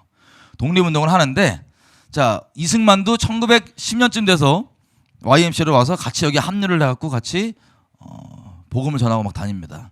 근데 아까 봤다시피 일본은 헌법상 3조가 천황이 신이에요, 인간이에요? 신이죠. 국가적으로 따지면 이게 그리스도 대신 다른 걸 그리스도 자리에 뒀기 때문에 적그리스도 국가입니다. 그죠? 이 적그리스도 국가였던 일본 입장에서 마귀가 지금 일본을 통해서 이렇게 조선을 딱 붙잡으려고 그러는데 조선에서 나라 세우겠다고 나서고 하는 이 사람들 그리고 이 어둠 가운데 빠져있는 민족을 이게 정론이고 이게 길이다 그러고 길을 막 인도하고 독립투쟁에 앞장선 사람들이 바로 누구예요? 예수 믿는 사람들인 거예요. 그럼 마귀 입장에서 이것들을 잡아야 돼요, 안 잡아야 돼요? 잡아야 돼요. 잡아야 돼서 어떻게 하냐면 105인 사건이라고 하는 사건을 일본이 일으킵니다. 일본 총독 데라우치 총독이 있는데 이 사람을 조선에 있는 기독교인들이 잡아서 암살을 하려고 했다는 거예요. 그래서 이 조작 사건을 만들어서 기독교인들 중에 105명이나 되는 대부분이 YMCA 기반의 독립운동 하던 분들이에요. 이분들을 잡아가지고 감옥에 중형을 때려서 넣어버립니다. 자, 이렇게 예수 믿는 나라 세우겠다고 했던 이 기독 청년들이 크게 타격을 하나 받죠. 영적 전쟁이에요, 이것도. 타격을 딱 받고 그 다음에 남아있는 분이 누구였냐면 이상재 선생입니다. 이상재 선생은 이승만보다 나이가 25살이 많아요. 25살이. 자, 이분이 25살이 많기 때문에 어르신이죠. 근데 이분도 예수를 안 믿었어요. 안 믿고 버팅에다가 한성감옥에 가보니까 이미 다 예수 믿고 다 예수 믿는 나라 만들겠다고 다 뒤집어져 있는 거예요. 이승만의 전도에도 안 믿고 버팅에다가 하나님께서 천사를 보냅니다. 천사를 보내고 죄를 책망하는 거예요. 네가 미국에 있을 때 내가 예수 믿을 기회를 줬는데 안 믿었지. 그게 너의 첫 번째 큰 죄다. 두 번째 죄는 네가 독립협회 활동할 때 내가 예수 믿을 기회 줬는데 그때 너만 안 믿을 뿐 아니라 다른 사람들 못 믿게 만들었지. 이게 너의 두 번째 큰 죄다. 세 번째, 너 지금 안 믿으면 죽인다. 이래갖고 죽인다 말은 제가 넣은 거예요. 이런 식으로 하나님이 천사를 보내고 협박하는데 안 믿을 사람이 어디 있어요. 그래서 이 이상재 선생님이 아멘 하고 뒤집어지고 같이 예수를 믿고 그 한성감옥에서 예수 믿는 나라를 세우겠다 했던 그런 분인데 어르신이었어요. 어르신. 자, 이분이 남아서 YMCA를 계속 이끌어 갑니다. 이 예수 믿는 나라 만들겠다고 하는 이 기독교 독립 투사들을 계속 이끌어 가요. 그래서 이분이 기독교인들만 이끌어 간 게 아니고 그 당시 때 독립운동하는 사람들의 영적 아비 역할을 해주십니다. 어느 정도 영적 아비 역할이냐면요, 나중에 임시정부가 세워졌을 때 이분이 야 대통령을 이승만 하자 그랬더니 아멘, 다 이승만이에요. 그냥 그런 식으로 다 존경하는, 일본도 다 알아요. 왜? 이분의 이 영적인 리더십 하에서 기독교인이 아니더라도 독립운동에 계속 전개되고 가는 거니까. 그래서 이게 어떤 결과로 나오게 되면 잘 아시는 대로 1919년 3월 1일 대한독립 만세 3.1운동이 터져나갑니다. 3.1운동을 이 이상재 선생님이 영적 아비뻘로 있고 나머지 사람들이 모여서 이걸 준비해갖고 일으킨 게 바로 1919년 3.1운동입니다. 여러분 그때 보면 독립선언서를 최남선 씨가 썼는데 그분 스스로 얘기하기를 자기는 기독교 이념을 빼면 자기는 설명이 안 되는 사람이라 그래요. 천도교인들이 자 독립선언서를 발표했던 민족대표 33인 중에 그 중에서 100% 다 종교인인데 2명은 불교인이고요. 15명 천도교인이고 16명이 기독교인입니다. 천도교인들은 어떻게 잘했냐면 저 일본 것들 싹 다 죽여버리자. 피 좀 봐야 된다. 이게 이들의 주장이었어요. 근데 최남선 씨도 그렇고 최남선 씨가 교회 장로님 그리고 이상재 선생과 기독교인들과 둘러싸여 갖고 이걸 작성했기 때문에 본인 얘기예요. 나는 기독교에서 그분들의 가르침을 받아서 무혈로 죽여버리는 이거 말고 우리가 폭력 없이 우리의 주장을 정당하게 발표하는 이 내용으로 갔다. 그렇게 했고 이걸 발표를 했습니다. 여러분 이 세상 법인이라고 따지면 지분율로 따지면 그 민족대표 33인 중에서 어느 종교가 제일 많아요? 100% 종교인인데 기독교죠? 기독교 주체인 거예요. 그래서 이거를 3.1운동을 하는데 그때 우리 잘 아는 누구죠? 유관순 누님이죠? 유관순. 이분은 미국 여자 선교사님이 추천을 해줘가지고 이화학당에서 선교사님들이 세우신 이화학당에서 공부를 하고 있던 학생이었어요. 17학생. 공부하다가 3.1운동에 딱 나니까 같이 3월 1일 날 그리고 3월 5일 날 2번 참여를 합니다. 서울에서. 그리고 그 참여한 것 때문에 일본에서 그 이화학당을 임시 휴교시켜버려요. 그래갖고 휴교가 돼갖고 이러고 있으니까 이제 기도를 하는 거예요. 어떻게 되나. 하나님 나 뭐 어떻게 해야 됩니까? 뭐 해야 됩니까? 그리고 이거 지금 분명히 계속 운동하면은 학교까지 지금 폐쇄하는데 위협이 있을까요? 없을까요? 큰 생명 위협이 있겠죠. 하지만 하나님 뜻을 물어요. 기도하다가 마음을 딱 정해갖고 성령의 감동으로 그러면 나도 고향 가서 거기 교회에서 터잡아갖고 이 운동 계속 확산시켜야겠다. 천안에서 잘하는 대로 아오네 장터에서 운동을 일으킵니다. 자기 모교회로 가서 교회에서 다 준비하고 독립선언문 복사하고 해갖고 독립운동을 일으킵니다. 그 대가로 잡혀가서 이렇게 형무소에 잡혀 있는 거예요. 이게 형무소에 있을 때 카드입니다. 앞면이고 뒷면이고. 자 유관순도 기독교인이 아니에요. 이 뒷면이에요. 기독교인이에요. 참 모진 고문 끝에 죽었다고 알려져 있죠. 그 당연히 선교사님들이 세웠던 그 학교에 다니는 학생이니까는 시체 이런 거 요구할 거 아니에요. 시체를 인계를 안 했어요. 추정하기로는 너무 끔찍하게 고문당해서 인계를 안 했다는 얘기가 가장 유력합니다. 왜냐하면 이 누님이 또 승질이 또 있으시더라고요. 막 재판할 때 일본 판사한테 의자 막 던지고 막 어우 불 같은 마음으로 그러셔갖고 저 꽃다운 나이에 하나님 품으로 갑니다. 자, 이렇게 막 운동이 퍼지니까 당연히 일제는 그 33인 중에 길선주 목사님도 그 이름이 있어요. 근데 이상재는 없어요. 아무리 이름이 없어도 일제는 알아요. 이상재가 주역이란 걸. 그래서 바로 연행을 해갑니다. 그래갖고 이제 신문을 하는 거예요. 일본 검찰이. 이거 누가 처음 시작한 운동이냐? 그랬더니 우리 3천만 민족이 모두 다 같이 시작한 거다. 그런 거 말고 이걸 준비해갖고 구체적으로 실행한 선동자가 있을 거 아니냐? 누구냐? 그분은 만군의 하나님이시다. 이러니까는 자, 이 3.1운동의 실제적 주체자이신 이상재 선생이 밝힌 바로는 독립운동은 결국에 누가 시작한 거예요? 하나님이 하신 거예요. 하나님이. 그 독립선언을 아멘으로 받은 사람들이 곳곳에서 운동을 확산해 나가고 그리고 이 선언을 따라서 임시정부를 막 세웁니다. 그래서 러시아 쪽에 러시아에서 임시정부도 세우고 그리고 한성에서도 서울이죠. 한성에서도 임시정부 세우고 상하이에서도 임시정부 세우고 임시정부가 막 세워졌어요. 여기저기. 근데 이 임시정부가 곳곳에 따로따로 있으니까 어떻게 했냐면 내부적으로 야 그래도 서울에서 만든 한성 임시정부가 제일 권위가 있으니까 이것을 통합을 하자 그래서 모든 임시정부가 한성 임시정부로 통합을 합니다. 이게 공식 임시정부가 돼요. 근데 이 공식 임시정부를 어디로 옮기냐면 이 주소를 상하이로 옮겨요. 이게 우리가 알고 있는 대한민국 임시정부입니다. 대한민국 임시정부의 첫 번째 대통령이 누구냐면 바로 우리가 아는 대로 이승만 이 초대 대통령입니다. 이상재 선생의 추천 때문에 그런 거예요. 그렇게 되는데 이게 임시정부의 임시헌법입니다. 그 정신 뭔지. 헌법에 보면 이게 자 7조에 돼 있어요. 임시정부 임시헌법 제7조는 이렇게 돼 있습니다. 대한민국은 신의 의사에 의하여서 건국한 정신을 세계에 발휘하고 이렇게 시작합니다. 여러분 대한민국이 누구의 뜻대로 지어졌다고요? 하나님의 뜻대로 신의 의사대로 건국한 나라 하나님의 뜻대로 건국한 나라 이게 7조에 임시정부 7조에 우리도 아예 있었어요. 일본처럼 7조에 아예 그냥 박혀 있었어요. 하나님이 세운 나라. 그리고 임시헌법 전문에는요 뭐라고 나와 있냐면 이렇게 시작해요.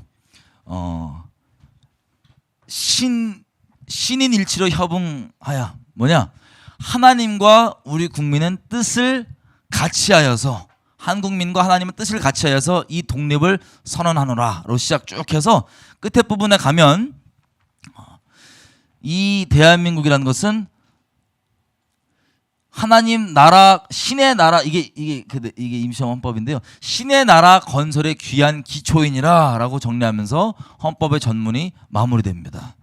여러분 대한민국 임시정부는요 예수 믿는 나라였어요? 예수 믿지 않는 나라였어요? 예수 믿는 나라였어요. 그게 임시헌법이 규정하는 바입니다. 그리고 잠깐 지나갔는데 그 처음 이승만이 대통령이 돼가지고 처음으로 발행했던 공식 외교 문서가 있어요. 미국에게 보낸 거예요. 임시정부에서 처음으로 공식적으로 발행했던 외교 문서가 미국에게 보내는 건데 자 1919년 8월 이승만이 이름을 해갖고 대통령이니까 임시정부 외교 문서입니다. 공식적 외교 문서 이렇게 시작해요. 미국 국민은 자유와 민주주의를 위하여 투쟁하였고 기독교와 인도주의를 받들고 있다. 우리의 주장은 하나님이나 사람의 율법 앞에 떳떳한 것이며 우리의 목표는 일본의 압박을 면하고 자유를 회복하는 것이고 우리의 목적은 아시아의 민주화이며 우리의 소망은 기독교의 전 세계적 보급이다. 그러므로 우리는 우리의 호소가 귀국민이 숙고할 가치가 있다고 생각한다. 아멘. 여러분 이게 대한민국 임시정부가 처음 발행했던 첫 번째 외교문서입니다. 외교문서에 보니까 뭐라고 되어 있어요? 자, 우리의 처음 목표는 일본의 압박을 면하는 것이고 두 번째, 그 다음에는 아시아를 민주화하겠대요. 아, 꿈도 커. 그죠? 아니, 식민지 나라가 지금 아시아를 민주화하겠대요. 그리고 궁극적으로 나아가선 기독교를 어디다 보낸다고요? 전 세계를 복음화하겠다. 와, 여러분 이게 뭐예요? 대한민국의 정체성은요, 임시정부의 헌법과 이런 첫 번째 문서를 통해서 알 수 있는 게 뭐예요? 제다된 국가예요. 전 세계 제다된 국가로 삼겠다고 그렇게 기도해 와서 세워진 나라가 바로 대한민국입니다. 그리고 아까 봤던 한국 기독교 핍박이라고 하는 이승만이 쓴 책이 있어요. 그게 아까 백오인 사건 때 이겁니다. 백오인 사건 때 핍박이 있으니까 미국 감리교에서 이승만을 미국으로 빼버린 거예요. 피신시킨 거예요. 그래서 이승만에게는 30만 달러의 어마어마한 숫자입니다. 그 당시 때는 액수가 30만 달러의 거액의 현상금이 걸려요. 죄목은 뭐냐? 예수교회 거괴. 그러니까 예수 환자라는 거예요. 아주 예수 짜지. 그래서 저놈 잡아야 된대. 30만 달러. 자, 그게 이승만의 죄목이었습니다. 그래서 정리해 보면 독립운동은요, 기본적으로 이때까지 영적 아비는 우리 이상재 선생님. 근데 실질적 영적 리더는 이승만이었던 거예요. 그래서 독립운동까지 이렇게 가는데, 자, 이들이 계속 기도했던 것들이 여기 힌트가 하나 더 있습니다. 백오인 사건으로 피신해서 이제 미국에서 낸 책이에요. 이게 한국의 교회들을 어떻게 일본이 핍박하는지를 쓴 내용인데, 여기 보면 외국 교회들이 뭐라고 기도하고 있는지가 나옵니다. 그래서 있어요. 자, 각 나라 교회에서 말하기를 하나님이 한국 백성을 이스라엘 백성같이 특별히 택하여서 동양의 처음 기독교 국가를 만들어 아시아의 기독교 문명을 발전시킨 책임을 맡긴 것이라고 한다.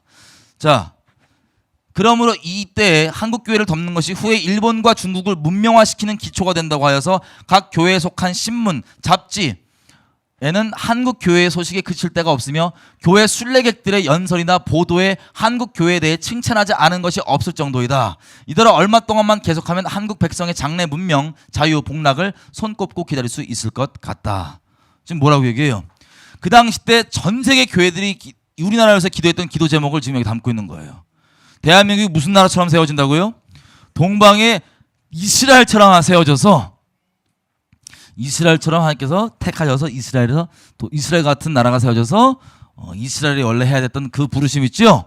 열방의 온전한 모습으로 복음의 통로가 되는 그것, 그 국가로 하나님께서 세우게 해달라고 열방이 기도를 했습니다. 평양의 별명이요, 동방의 예루살렘이에요. 이거 기독교인들이 붙인 이름이 아니에요. 런던에 있는 세속 잡지가 붙인 이름입니다. 그 정도로 세상 사람들 볼 때 이거 예루살렘 같다는 거예요. 막 부흥이 나고 막 예수 믿고 그러니까. 그렇게 하나님께서 큰 은혜를 베풀어 주셔서 수많은 하나님의 소중한 선교사들과 소중한 영혼들을 그 미랄의 씨로 받으시고 산제사로 받으시고 그 터 위에 복음을 확 주셔서 전 세계 교회로도 뭐라고 기도시키냐면 이 민족이 나를 섬기는 제단 나라가 되도록 기도하라는 이 성령의 감동을 전 세계 교회 가운데 주셨던 거예요. 내부에서도 그 기도하면서 그렇게 나라 세웠고 외부에서도 하나님의 교회들이 그 기도를 하고 기도의 응답으로 대한민국 임시정부가 세워졌던 겁니다. 아멘이죠? 근데 더 중요한 건 대한민국 임시정부가 세워졌을 때는 남북으로 나눠져 있었어요? 아니면 하나였어요? 하나였어요. 하나. 남북 합쳐서 우리는 예수 믿는 나라예요. 남북 합쳐서. 이따 합칠 필요가 없죠. 원래 하나였으니까. 예수 믿는 나라로 딱 세워졌는데, 자, 문제가 있습니다. 뭐 자세한 독립운동 얘기는 이제 접고 영적인 얘기를 맥을 이어가 보면 생각해 보세요. 일본 입장에서는 어떻게든 이 정체성을 없애고 하려고 시도했는데 안 됐잖아요. 이게 드디어 열매로 나오기 시작한 거예요. 그럼 영적 전쟁 기준상 이걸 내버려둬야 돼요? 어떻게든 막아야 돼요? 어디에 쳐야 되는지 약점을 아는 거예요. 그게 뭐냐? 교회로 세워진 나라예요. 이 민족이 어디로 갈지 길을 찾지 못할 때 진리를 주셔갖고 복음으로 막 이 길로 가야 된다, 등대처럼 빛을 비추고 이 길이라고 막 광명을 베풀었던 교회를 통해서 하나님께서 그랬던 나라예요. 그러면 당연히 교회가 무너지면 나라가 무너져요, 안 무너져요? 지금도 이거 유효한 얘기입니다. 교회가 무너지면 다른 데는 몰라도 대한민국은 무너지게 돼 있어요. 이 나라는, 우리나라는 교회로 세운 나라이기 때문에, 하나님께서 교회를 통해서 세운 나라이기 때문에. 그래서 우리가 잘 아는 대로 드디어 신사참배가 강요가 되기 시작합니다. 일본 내부적으로는요, 일본은 우익이 문제예요. 우익. 우리는 좌익이 문제잖아요. 일본은 우익이 문제예요. 좌나 우나 치우칠 필요 없어요. 그냥 우리 예수님만 따르면 돼요. 일본은 우익이 어떻게 문제냐면 천황주의자들. 천황 귀신 들려갖고 텐노아이과 반자이 그냥 무서운 형님들이에요. 이 군부 세력이 일본 내에서는 헌법에는 돼 있지만 이걸 확실하게 실행하고 그런 거는 막 미지근했단 말이에요. 근데 천황 귀신 들려 있는 우익이 막 군부 세력의 쿠데타 몇 번 일으키고 막 이런저런 사건을 통하여서 이 우익 세력들이 일본을 잡아버려요, 정권을. 그럼 이제 일본이 마카파로 천황주의로 가는 거예요. 쫙 적그리스 국가에 대놓고. 그래서 갑자기 여지껏은 서양 나라들의 눈치 보면서 막 이랬는데 그거 다 탈퇴해버리고 우리는 이제 마카파로 간다 그러고 막 중국에 어마어마한 사람 죽이고 막 이랬던 일들이 다 군국자들이 붙잡으니까 사람 막 죽이는 거예요. 막 천황귀신 들려가지고 적그리스 국가의 면모가 그대로 지금 실행이 되는 겁니다. 그때 대한민국에는 그때 조선이었죠. 어떤 정책이 들어왔냐? 이 마귀의 정책이에요. 내선 일체라고 하는 정책입니다. 얘네들의 정체성을 어떻게 우리를 동화시키냐? 천황 숭배시키면 된다예요. 신사참배를 통해서 얘네가 신사에 무릎 꿇으면 어차피 우리께 된다. 그냥 영적으로 하나가 돼버린다. 마귀도 알아요. 어떻게 연합시키는지. 우리는 예수를 믿게 해야지만 하나가 된다고 분명히 제가 말씀드렸어요. 초반부터. 이 분쟁과 이 화평이 없는 그 상황 가운데서는 예수를 믿어야지만 진정한 화평이 오는 거예요. 근데 우리는 맨날 헷갈려갖고 모르는데 마귀는 더 잘 알아. 천황에 무릎 꿇게 하면 다 하나 된다. 이 내선일체를 가지고 와서 막 밀어붙이는 거예요. 그래서 처음에는 신사도 있고 했지만 강압하진 않았지만 점점점 그 당시 때 웬만한 기독교인들의 독립투사뿐만 아니라 신식 교육과 이런 것들은 다 교회 선교사님들이 주로 했었단 말이에요. 이 선교사님들이 하는 것들은 당연히 기독교 학교니까 여기부터 이제 핍박이 들어가요. 신사참배 해라. 요거 해라. 이 신사참배 협박 앞에 갈등과 논쟁이 막 시작됩니다. 선교사님들 내부적으로도 아유 우리는 그냥 할래 안 할래 이것까지는 괜찮아 저건 안 돼 이런 내부적인 갈등이 막 야금야금 하다가 일본에서는 아예 이거 외국과의 기독교 관계 끊어버리고 일본 기독교에 속해라. 일본 내부로도 정리 다 했어요. 일본 내부에서도 정말 예수 믿는 사람들은 이 갈등이 있었습니다. 막 다 속하게 하고 막 이래갖고 신사참배를 막 밀어붙이는 거예요. 한쪽에서는 막 세미나도 열고 포럼도 열고 뭐 신학자 이런 사람들 데리고 와갖고는 이래저래 궤변을 드러나요. 그럼 저는 죄송한 얘기지만 제가 공부를 하도 안 해서 그런지 몰라도 공부 많이 하신 분들 얘기 들으면 잘 못 알아듣겠어요. 뭘 얘기하는데 대충 감으로 알지 제가 무슨 소리일까. 마찬가지로 이 공부 많이 하신 분들 불러갖고 계속 신사참배 해도 괜찮다고 하는 막 포럼 열고 우리가 WCC 포럼 여는 거랑 똑같아요. 이거 왜 괜찮은지 막 신학 포럼 이런 거 열고 막 설득하고 이 내부적으로도 갈등하는데 왜 갈등하냐? 핍박에 들어가는 거예요. 반대한다 그러면 일단 잡아가요. 잡아가서 온갖 고문하고 협박하다가 다시 이 신사참배를 할까 말까 이 논의하는 그 자리는 다시 또 풀어놔요. 풀어놨다가 거기서 지켜보고 있다가 다시 나 반대한다 그러면 그대로 또 잡아가요. 이걸 몇 번이나 반복하면서 이 타협할 수 있는 거짓말을 뿌려줍니다. 그게 뭐냐? 신사참배하는 것은 저 우상에게 저 천황에게 절하는 것은 동방예배 이런 것들은 신앙과 상관이 없다. 예배당 안에 일어나는 이런 뭐 교리랑 상관이 없다. 저거는 세상 정치 이야기고 이원론으로 딱 잘라서 생각하면 된다.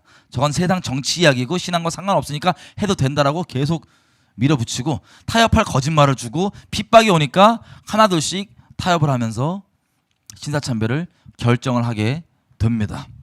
그래서 1938년 마지막 버티고 있던 장로교마저 9월 9일, 9월 10일 총회를 통하여서 신사참배를 하기로 결정을 내립니다. 그 신사참배가 여러분 아시겠지만 그 신사참배는요 이런 식이었습니다.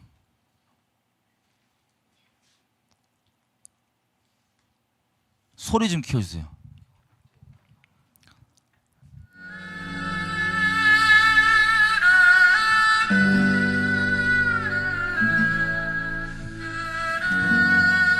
하나님 여호와 크고 두려우신 하나님, 우리 대한민국이 주 앞에 범죄함을 자복하니 주님께서 귀를 기울여 주시고 눈을 열어 주십시오. 주님께서 1907년 평양의 부흥의 축복을 주셨는데 우리는 바로 그 땅에서 하나님을 저버리고 우상에게 절하기로 결의했습니다. 이제 평양은 하나님의 영광이 떠나 공산주의 정권의 수도가 되어버렸습니다. 우리는 일제 말기에 주님을 버리고 배교했습니다. 가미나다라고 하는 우상 단지를 교회당 안 동편에 두고 그것을 향해서 예배했습니다.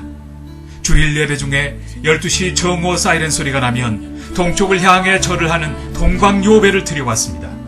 우리는 적극적으로 신사참배 인식운동과 신사참배 권유운동을 전개하였습니다. 우리 지도자들은 신사참배를 국민 의례일 뿐 종교 제의가 아니라는 일제 해석을 받아들였고 성도들을 기만하여 음란하게 일본 태양신을 섬기게 했습니다. 교회를 유지하기 위해서 어쩔 수 없이 했다고 변명하였을 뿐 진실로 회개하지 못했습니다. 천주교, 성공회, 성결교, 구세군, 감리교 등 모든 교단과 교파들이 신사참배를 결의하거나 교단을 폐쇄시켰습니다. 1938년 9월 9일 장로교 역시 제27회 총회를 열어 신사참배를 결의하고 목사님과 장로님들이 그 즉시 신사에 가서 참배를 드리고 우상을 숭배한 죄를 가슴을 찢으며 회개합니다. 삼위 하나님의 이름으로 세례를 받은 목사님들이 일본 귀신 천조 대신의 이름으로 서울의 한강, 부산의 송도 등에서 신도 침례를 받은 것을 회개합니다. 우리를 대표하는 장로교가 경쟁적으로 부일 협력을 했고 그 성과에 자부심을 가졌던 죄를 회개합니다. 장로교회는 1937년부터 3년간 국방헌금 158만 원, 율병금 17만 2천 원을 거뒀고 모은 장구 기도회 8,953회, 시국 강연회 1,355회, 전승 축하회 604회, 위문 181회를 치렀습니다. 1942년에는 조선 장로호라는 이름이 붙은 해군 함상 전투기 1기와 기관총 7정 구입비 15만 317원 50전을 바치고 미군과 싸워 이겨달라는 신도의식을 거행했습니다. 감리교 역시 1944년 교단 상임위원회 결의로 감리교단호라는 이름을 붙인 애국기 세대값인 21만 원을 헌납했던 것을 회개합니다. 우리는 신사참배 우상을 거부하지는 못할 망정 주기철 목사와 같이 신사참배를 거부하는 목회자들을 파직시키고 사면을 종용했습니다. 신사참배 거부로 옥에 갇혔다가 해방과 함께 졸업한 교인 20여 명이 평양 산정현 교회에 모여 2개월간 교회 재건을 위해 기도한 뒤 1945년 9월 20일 한국교회 재건 기본 원칙을 발표했으나 우리나라 대부분의 교회가 이 원칙을 시행하지 못하였고 통절한 회개와 정화운동을 하지 못하였던 것을 눈물로 회개합니다. 주록 성도들 역시 신사참배를 했던 교회를 향하여 참회의 진실성이 없다는 이유로 각 곳에서 기존 교회에 대한 반발, 정죄를 하였던 허물을 눈물로 회개합니다. 우리는 남북이 대치의 전쟁을 벌이는 6.25 상황에서 교회가 민족 앞에서 분열한 것을 가슴을 치며 회개합니다. 결국 수십 개의 교단으로 나뉘는 교단 분열이 되었던 것을 회개합니다. 한국교회는 1946년 장로교 남부총회에서 1954년 39회 대한예수교 장로회 총회가 그나마 신사참배 결의를 취소하는 성명서를 냈지만 한국교회 전체의 결정이 아니었습니다. 템플턴상 수상 자리에서 고 한경진 목사는 자신의 신사참배를 참회했습니다. 저는 하나님 앞에서 여러분 앞에서 죄를 많이 지고 죄를 많이 지어서 신사참배를 하는 사람입니다. 하나님을 버리고 얼굴을 돌이켜 여호와의 성소를 등졌습니다. 일본 태양신의 우상들을 섬김으로 그것이 저희에게 올무가 되었습니다. 1907년 평양에 불었던 강력한 부흥의 역사가 참된 회개에서 시작된 것을 알고 있습니다. 오 주여 우리를 용서하여 주시옵소서. 주의 명성을 돌보시어 지체하지 마시고 한반도에 성령의 바람이 불어 부흥의 역사가 일어나게 하여 주시옵소서.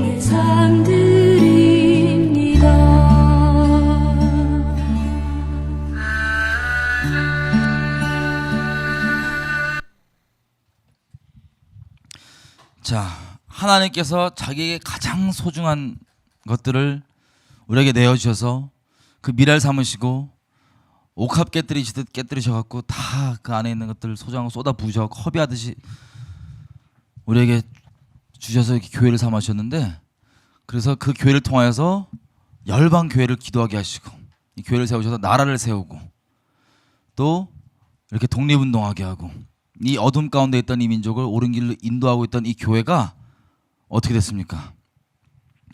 이 신사참배의 위협 앞에 무릎을 꿇은 거예요. 이 협박 앞에 무릎을 꿇은 거예요. 여러분 1919년 우리 헌법 전문을 보셔서 알겠지만 우리는 이스라엘과 맺은 하나님의 언약에 개인적으로 예수 믿음으로 참여했었죠. 그 언약에 접붙임 받았죠. 마찬가지로 우리도 국가적으로도 우리가 접붙임 받았을까요? 안 받았을까요? 받았습니다. 우리 하나님과 언약 맺은 국가입니다. 그게 잊혀져 있었을 뿐이에요. 그렇게 시작했는데 이 터가 교회가 터가 돼갖고 이게 되니까 일본을 통하여서 마귀가 이 터를 무너뜨리는 짓을 한 겁니다. 여기에 우리가 굴복하고 공식적으로 1938년부터 1945년 해방할 때까지 공식적으로 태양신을 교회에서 섬겼어요. 일부 예배 일본 태양신 섬기는 그 예배드리고요. 2부 예배 때 예수 예배드리고. 주님께서 이 예배를 받으실 수 있으셨을까요? 여러분 이 배도를 하니까 이 죄악에 빠지니까 우리는 이미 1919년 언약 맺은 국가잖아요. 하나님과. 여러분 언약이라고 하는 단어는 히브리 말로 베리트입니다. 베리트. 영어로는 베리스. 베리트. 무슨 뜻이냐면요. 둘로 쪼개지다는 뜻이에요. 그 단어 자체가. 창세기 15장에 하나님께서 아브라함과 언약을 맺으실 때 동물을 반으로 쪼개놓은 것들을 쫙 두시고 그 안에 불이 되셔갖고 확 지나가시죠. 불 모양으로. 그게 뭐냐면 일방적으로 내가 지키고 맹세의 뜻과 똑같은 거예요. 내가 이 맹세를 안 지키면 내가 이 쪼개진 동물처럼 쪼개지겠다는 뜻입니다. 그런 식으로 맹세의 의미도 그렇고 그 언약이라고 한 단어 자체도 베리트로서 둘로 쪼개지다입니다. 마치 이스라엘이 솔로몬 때 그 국가적으로 1000명의 와이프 두고 국가적으로 그 영광을 주었더니 우상 숭배함으로써 범죄함으로 나눠졌던 것처럼 남과 북으로 이 우리 민족도 이 범죄함을 통해 이 배도함을 통하여서 남과 북으로 나눠집니다. 남과 북으로. 자, 일제 시대까지 정리를 하고 우리 기도가 마치면 될 것 같아요. 그래서 신사참배를 하고 교회 내부에서는 신사참배 반대하는 분들이 있었을까요? 없었을까요? 많았어요. 적지 않았습니다. 당연히 이게 아닌 거니까 생각해 보세요. 내가 성령 받고 그리스도의 신부로 여기 앉아 있는데 교회에서 신랑 대신 하나님 왜 다른 것에게 막 절시키고 그러면은 영적으로 받아들여지겠어요? 안 받아들여지겠어요? 안 받아들여질 거 아니에요. 근데 목사님들 권위 순복하라 그러고 하라 그러고 이 반발한 사람들이 있었습니다. 그래서 이 사람들이 막 신사참배 반대 운동 전개하고 막 이랬었어요. 자, 이분들이 이렇게 하는 것도 하는 것이지만 이게 정말 귀한 일이고 당연한 것이지만 개인적 차원에서 그렇게 반대했어도 결국에 공식적으로 교회들은 신사참배를 결정을 했던 겁니다. 그래서 이승만은 외국에 계속 나와 있었잖아요. 외국에서 외교 활동을 하면서 1941년 이 날짜가 맨날 갑자기 헷갈려요. 40년 진주만 언제 폭격하죠? 혹시 아세요? 쳐보세요. 진주만 폭격 몇 년? 40년이에요? 41년이에요? 갑자기 기억이 안 나. 진주만 폭격 41년 12월 맞죠? 공부를 못해갖고 제가. 진주만 폭격 언제예요? 41년? 40년? 41년? 네, 41년. 이승만이 하나님 때가 차가지고요 책을 집필을 합니다. 미국에서 워싱턴에서. 그 책이 뭐냐면 Japan Inside Out이라는 책이에요. 일본 내막기라도 번역돼 있고 일본의 실상, 뭐 내막, 뭐 이런 내용의 의미인데 이 책을 쭉 써서 41년 6월에 발간을 딱 합니다. 이 내용은 뭐냐면 일본은 영적으로 이런 상태이기 때문에 이러저러해서 곧 미국을 쳐들어온다. 이승만이 미국에서 독립운동 활동을 하면서 얻었던 별명은 뭐냐면 독립에 미친 노인네였어요. 독립에 미친 노인네. 왜냐하면 기승전 독립이에요. 무슨 얘기만 하면 독립이에요. 예를 들면 미국인들을 만나잖아요. 그러면 하나님께서 너 이 땅에 왜 태어나신지 아냐? 왜 태어나게 하신지 아냐? 조선 독립을 위해 태어나게 하셨다. 뭐 이런 식으로 떠들고 다니니까 거기 또 아멘 한 애들이 있어요. 그리고 막 그 한미 우호 막 이런 이 모임도 만들고 댕기면서 계속 그랬던 거예요. 그렇게 하다가 그래서 독립에 미친놈이 됐어요. 왜냐하면 주장이 뭐냐면 일본이랑 그때 미국이랑 친했는데 계속 이렇게 돼요. 니네가 빨리 우리 독립을 안 도와주면 일본이 니네를 쳐들어와서 니네 사랑하는 아들 딸들이 죽어요. 자녀들이 죽기 때문에 빨리 우리를 독립을 해줘야 된다. 그 말이 씨알이 먹혔을까요? 안 먹혔을까요? 일본이랑 지금 친한 사이인데 일본이 우리한테 싸워싸워 잘하고 있는데 저 무슨 독립에 미친놈인 내가 독립 끌어내려고 헛소리를 하고 다니냐. 이게 이승만이 먹었던 욕이에요. 그래서 일본이 이거 쳐들어올 건데 너희가 피를 안 흘리는 방법은 한국을 쿠션 삼아라. 쿠션. 완충지대로. 한국을 독립시켜주고 무장시켜주면 니네가 굳이 피 안 흘려도 우리가 중간에 쿠션 역할을 해줄게. 이런 얘기를 하고 다니니까 그냥 와 저거 맛이 갔다 이렇게 생각했던 거예요. 똑똑한데 맛이 갔네. 이런 정도. 자 그러다가 이 사람이 1941년도에 발간한 책 6월 달에 발간을 해요. 일본 내막기. 그 내용은 일본이 맨날 했던 얘기를 정리한 거예요. 일본이 요래요래 갖고 이제는 일본이 미국을 공격할 건데 그때가 되면 우리 조선이 독립을 드디어 한다. 이런 내용입니다. 자, 이 내용이 나가니까 6개월 이 책이 나온 이후 6개월 있다가 일본이 진짜 진주만을 폭격을 합니다. 폭격을 하니까 독립에 미친 노인네였던 이승만 별명이 예언자로 바뀌어요. 그래서 일본을 잘 모르고 있던 이 영국과 미국 같은 얘들 전쟁을 치러야 되니까 이 이승만의 책을 교본으로 쫙 삽니다. 베스트셀러가 됩니다. 그러니까 이제 예언자잖아요. 그리고 1942년도 이거는 이제 유튜브 치시면 영상에도 다 있는 거예요. 뭐냐면 미국에서 라디오에서 이승만이 우리 동포들에게 얘기를 합니다.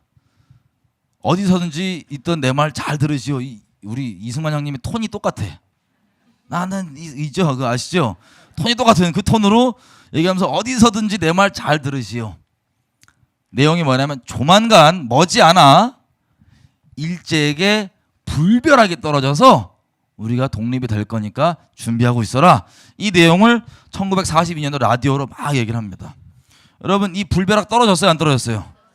45년도에 처음이자 마지막 지금 여지껏 역사상으로는 처음이자 마지막 핵폭탄 사용이 일본의 나가사키 히로시마 땅땅 2번 떨어졌습니다. 그리고 독립이 됩니다. 자, 우리가 금요일 날을 위해서 예고편을 미리 좀 던져드리면요.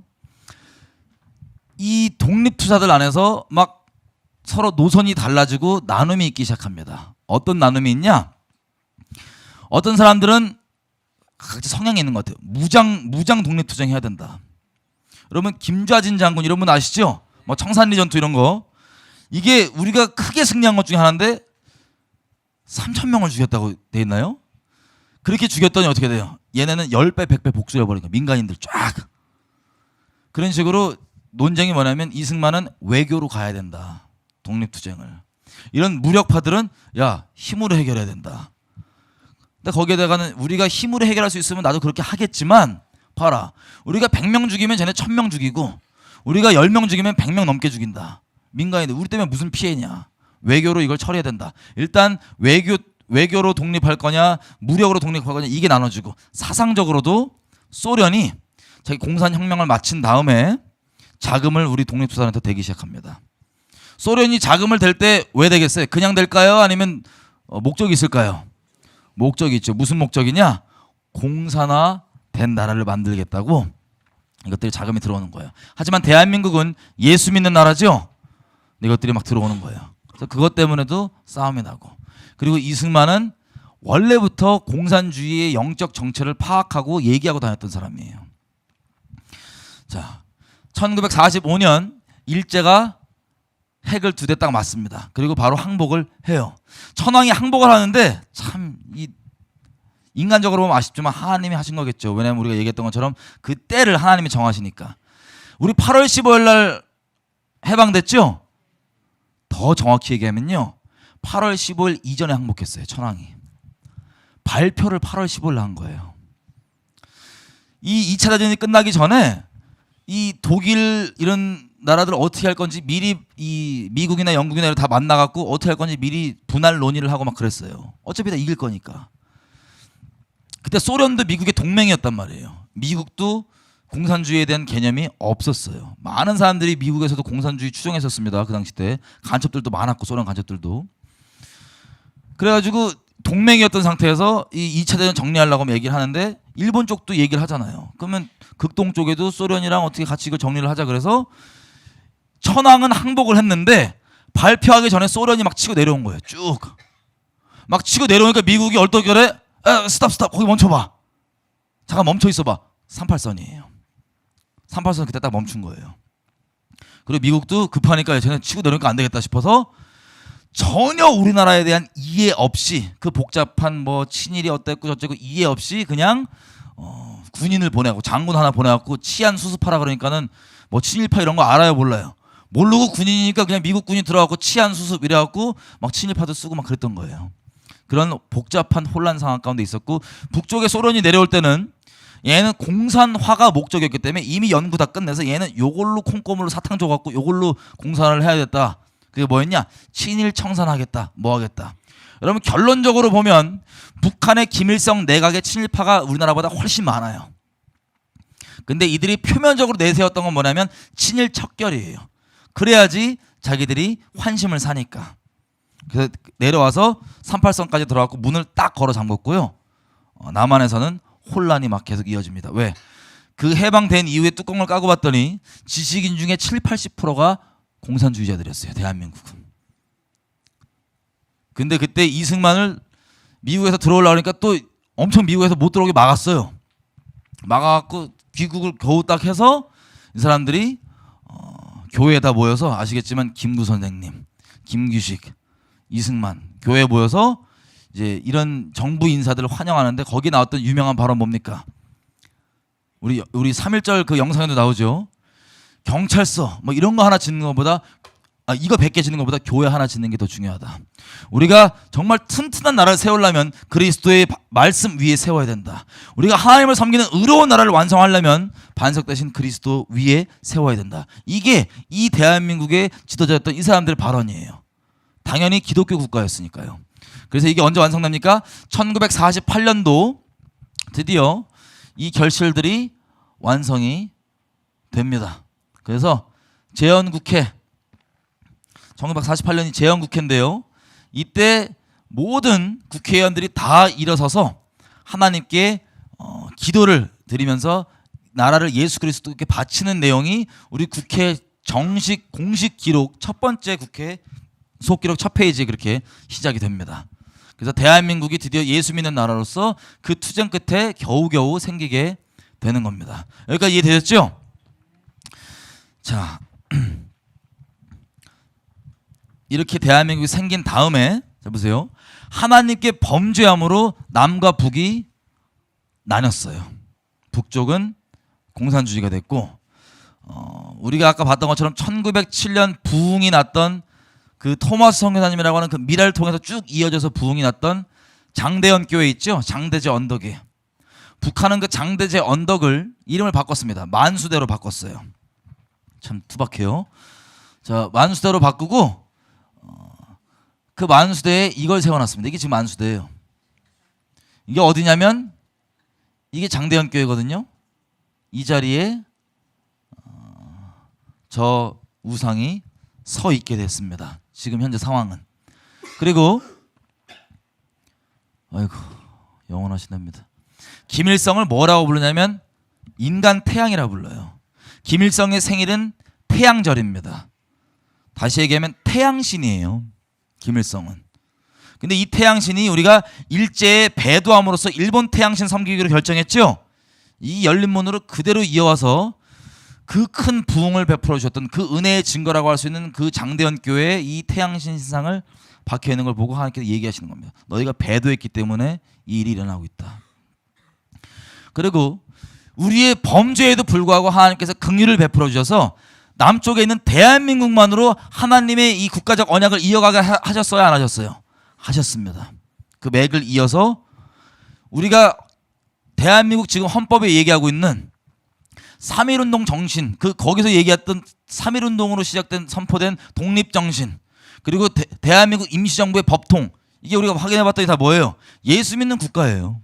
각 사람이 예수 믿는 나라예요. 이게 대한민국에 잊혀져 있는 정체성입니다. 그래서 이 우리의 범죄에도 불구하고 남과 북으로 우리 죄 때문에 나눠졌지만 하나님께서 그 와중에 긍휼을 베풀어 주신 게 대한민국을 건국하게 허락해 주신 겁니다. 하지만 하나님께서 이 건국을 허락해 주셔도 범죄한 것에 대해서는 반드시 심판이 따르게 돼 있습니다. 어떤 심판이 있었냐? 우리가 잘 아는 대로 6.25 전쟁이 났어요.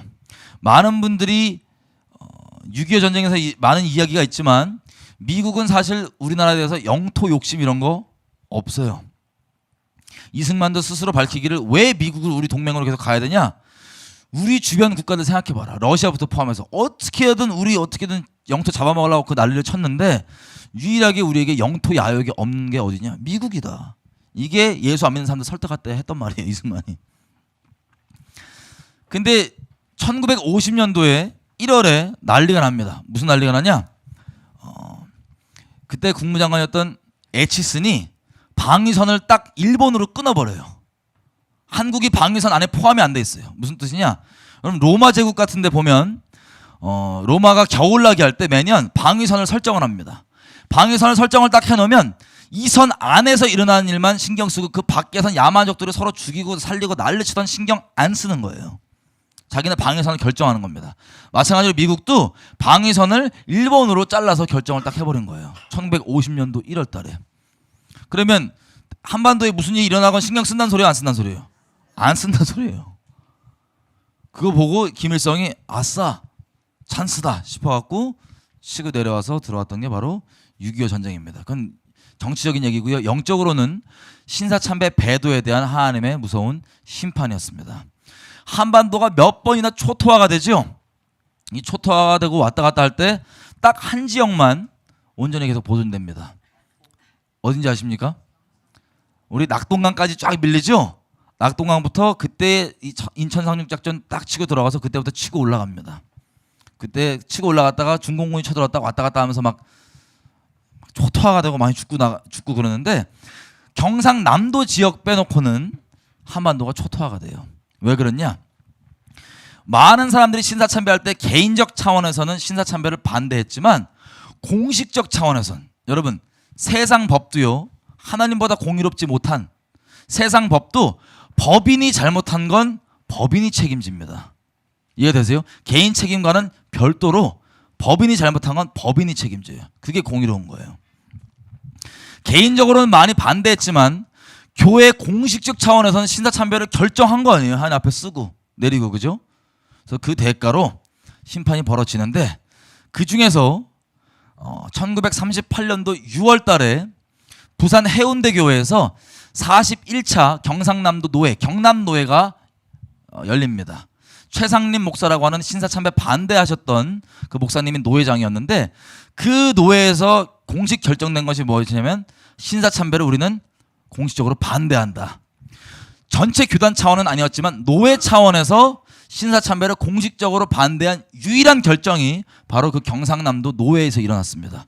그것 외에는 없습니다. 공식적 이미 존재하고 있던 교회 차원에서 신사참배 반대 공식 성명은 없었습니다. 하나님의 신사참배 배도에 대한 심판의 표시로 그 부흥이 났던 그 평양의 장대현 교회 자리에는 태양신 이름만 바뀐 일제에서 천황에서 김일성으로 이름만 바뀐 태양신이 지금 거기 딱 서 있고요. 그리고 공식적으로 반대했던 경상남도만 빼놓고 한반도가 초토화 됐던 그 심판을 우리가 겪게 된 거였습니다. 자, 내일은 기도회를 하시고요. 여기서 금요일은 이 이후부터 우리가 어떤 일을 겪고 있고 뭐가 관건이고 어떻게 해야 되고 어떤 처지에 놓여 있는지를 분명하게 확인을 좀 해보려고 합니다. 마지막 기도하고 좀 마칠게요. 여러분 마지막 기도할 때요 지금 이렇게 기도했으면 좋겠어요. 그냥 하나님께 여러분 생각해 보십시오. 하나님은 부르지 않고 구하지 않았던 우리를 택하시고 우리에게 예수님 이름 알려주시고 구원 얻게 해주려고 치렀던 대가가 어마어마합니다. 근데 그 영광과 그 은혜는 다 받아놓고 우리가 핍박 앞에 그리고 세상의 도전 앞에 쉽게 져버렸던 것을 우리가 이미 확인했습니다. 배도 나중에 일어날 배도가 아니고 이미 우리가 했던 배도예요. 하나님의 마음이 얼마나 아프셨을지 한번 상상도 되지 않습니다. 지금 제가 기도할 때 하나님 우리 평생 가운데 저와 우리 가정과 우리 교회와 이 나라가 다시 하나님만 순결히 섬기는 그런 나라 되게 해주십시오. 아니면 나와 내 집은, 나와 우리 가정은, 나와 내 교회는, 나와 우리 나라는 오직 하나님만 섬기겠습니다라고 당당하게 어떤 핍박과 대가가 치러진다 할지라도 우리에게 내어주신 그 어마어마한 은혜들을 기억하게 함으로써 그 사랑 안에 보답하는 그런 순결한 하나님 앞에 영적인 정절을 지키는 그런 교회와 나와 우리가 될 수 있도록 도와주십시오. 하나님 앞에 같이 주여 한번 외치고 기도하시겠습니다. 주여!